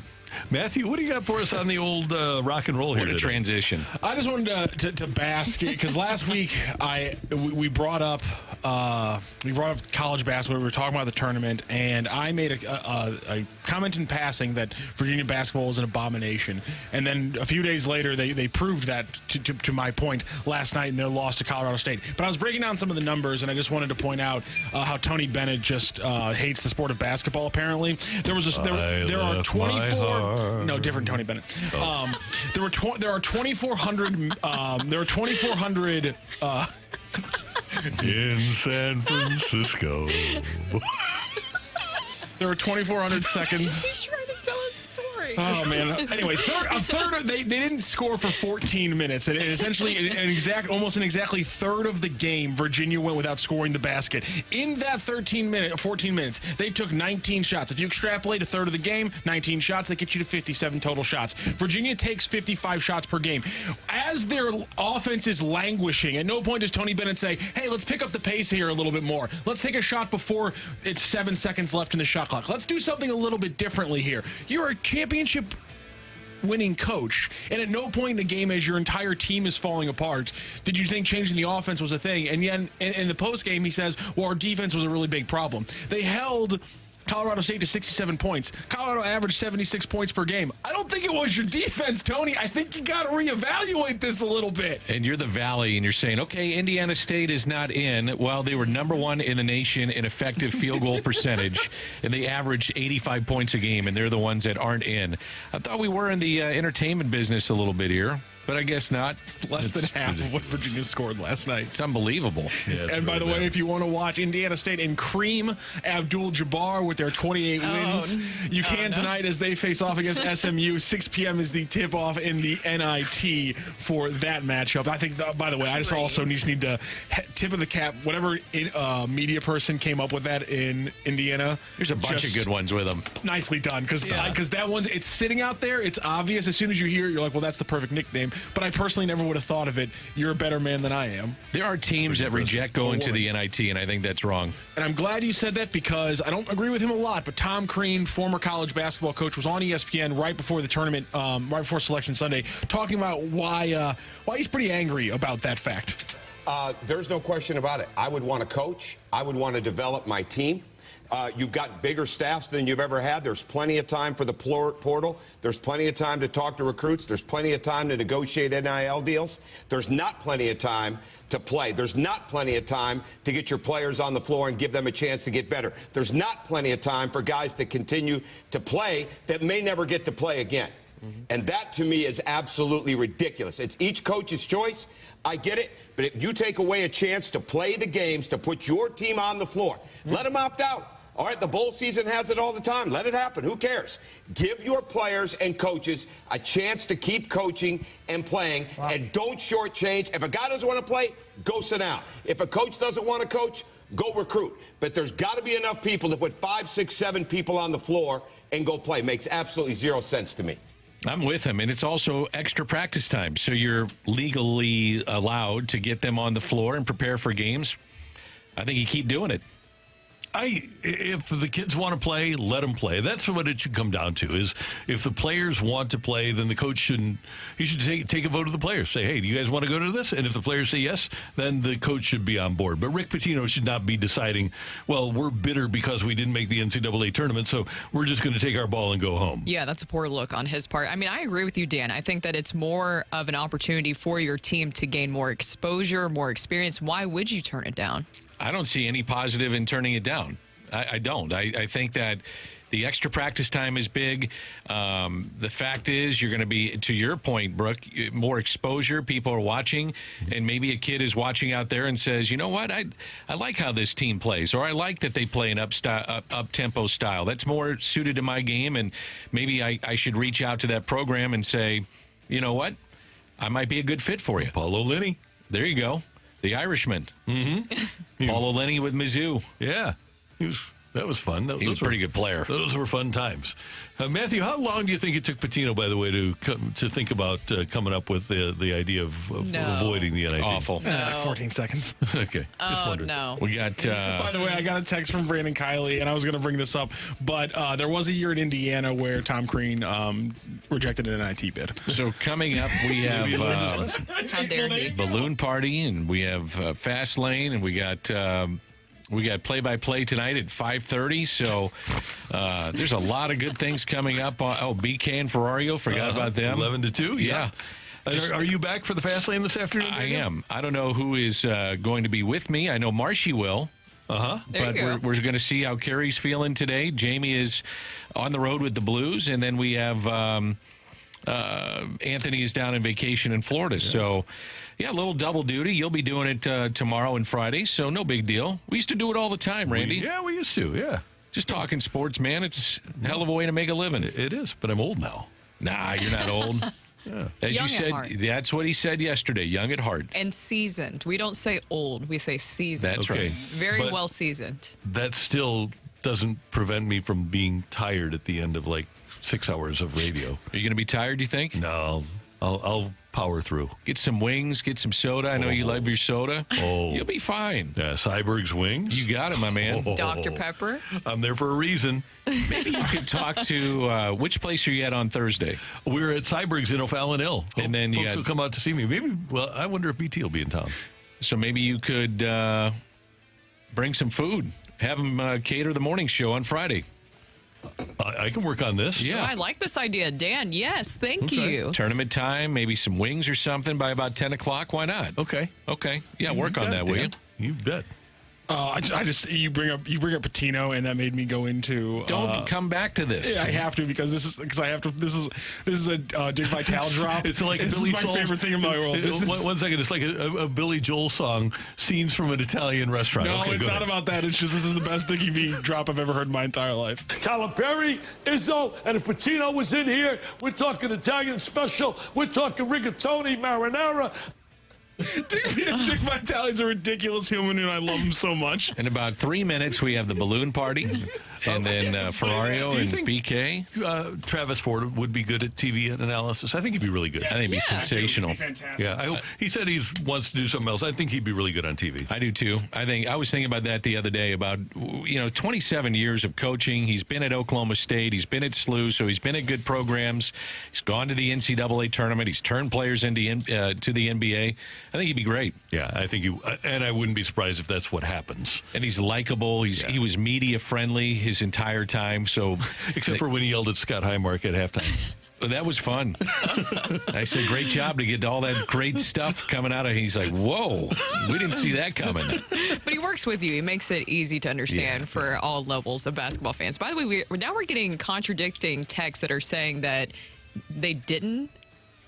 What was it? Someone's mad at this. Quick, figure it out before spewing. The AD rejected that Indiana bid, not Crean. And you know what? I personally do want to apologize for me not remembering something from the 2013-14 NCAA season. How dare you? NIT season. Yeah, that's, you know what? Well, you could blame BK because BK said it. No, but when BK texted me, I was like, oh, yeah, he's 100% right. I remember that. I remember Tom Crean in Indiana being a whole thing because that was the last time Indiana was relevant, the Victor Oladipo years and things like that. I remember Indiana being relevant for a couple years and it being a big deal when Indiana rejected the NIT bid. I just got it wrong that it was apparently the AD and not Crean when he was head coach. Brooke, what do you think the penalty should be for Matthew for getting that wrong? Death. Death. Just say it. By the way, for those who don't understand, I'm being sarcastic here. Thank you. But we did get some texts in where some people had great suggestions for porch pirates, including walking the plank. A good one. From the top of your house. Yeah. So really hopefully good. it's one story. Maybe not. Depends on what they take. A great job today by our producer, audio, video engineer, the one, the only Matthew Rocchio. Pleasure. I've learned over the last 24 plus hours not to make either you two mad. Jesus. You didn't point at me. You pointed at Brooke and Randy. Exactly. Danny's soft. He's nice and kind. You guys, though, my God. We're nice as long as you're nice. There it is. Death for an Amazon package? That's what I'm saying. That's not a nice. little much. That's not nice. No. Brooke, did you have fun today? Yes. What's your face? We want to see your face. Who said that? You want to see my face? Danny Mac, why don't you take like a 4-hour break? 4-hour break? Yeah. Pleasure. Yeah. You're the best. Pleasure. You too, buddy. We will see all of you tomorrow. Thanks for tuning in, texting in, and being a part of the show. Till tomorrow morning at 7. Have a great hump day, St. Louis.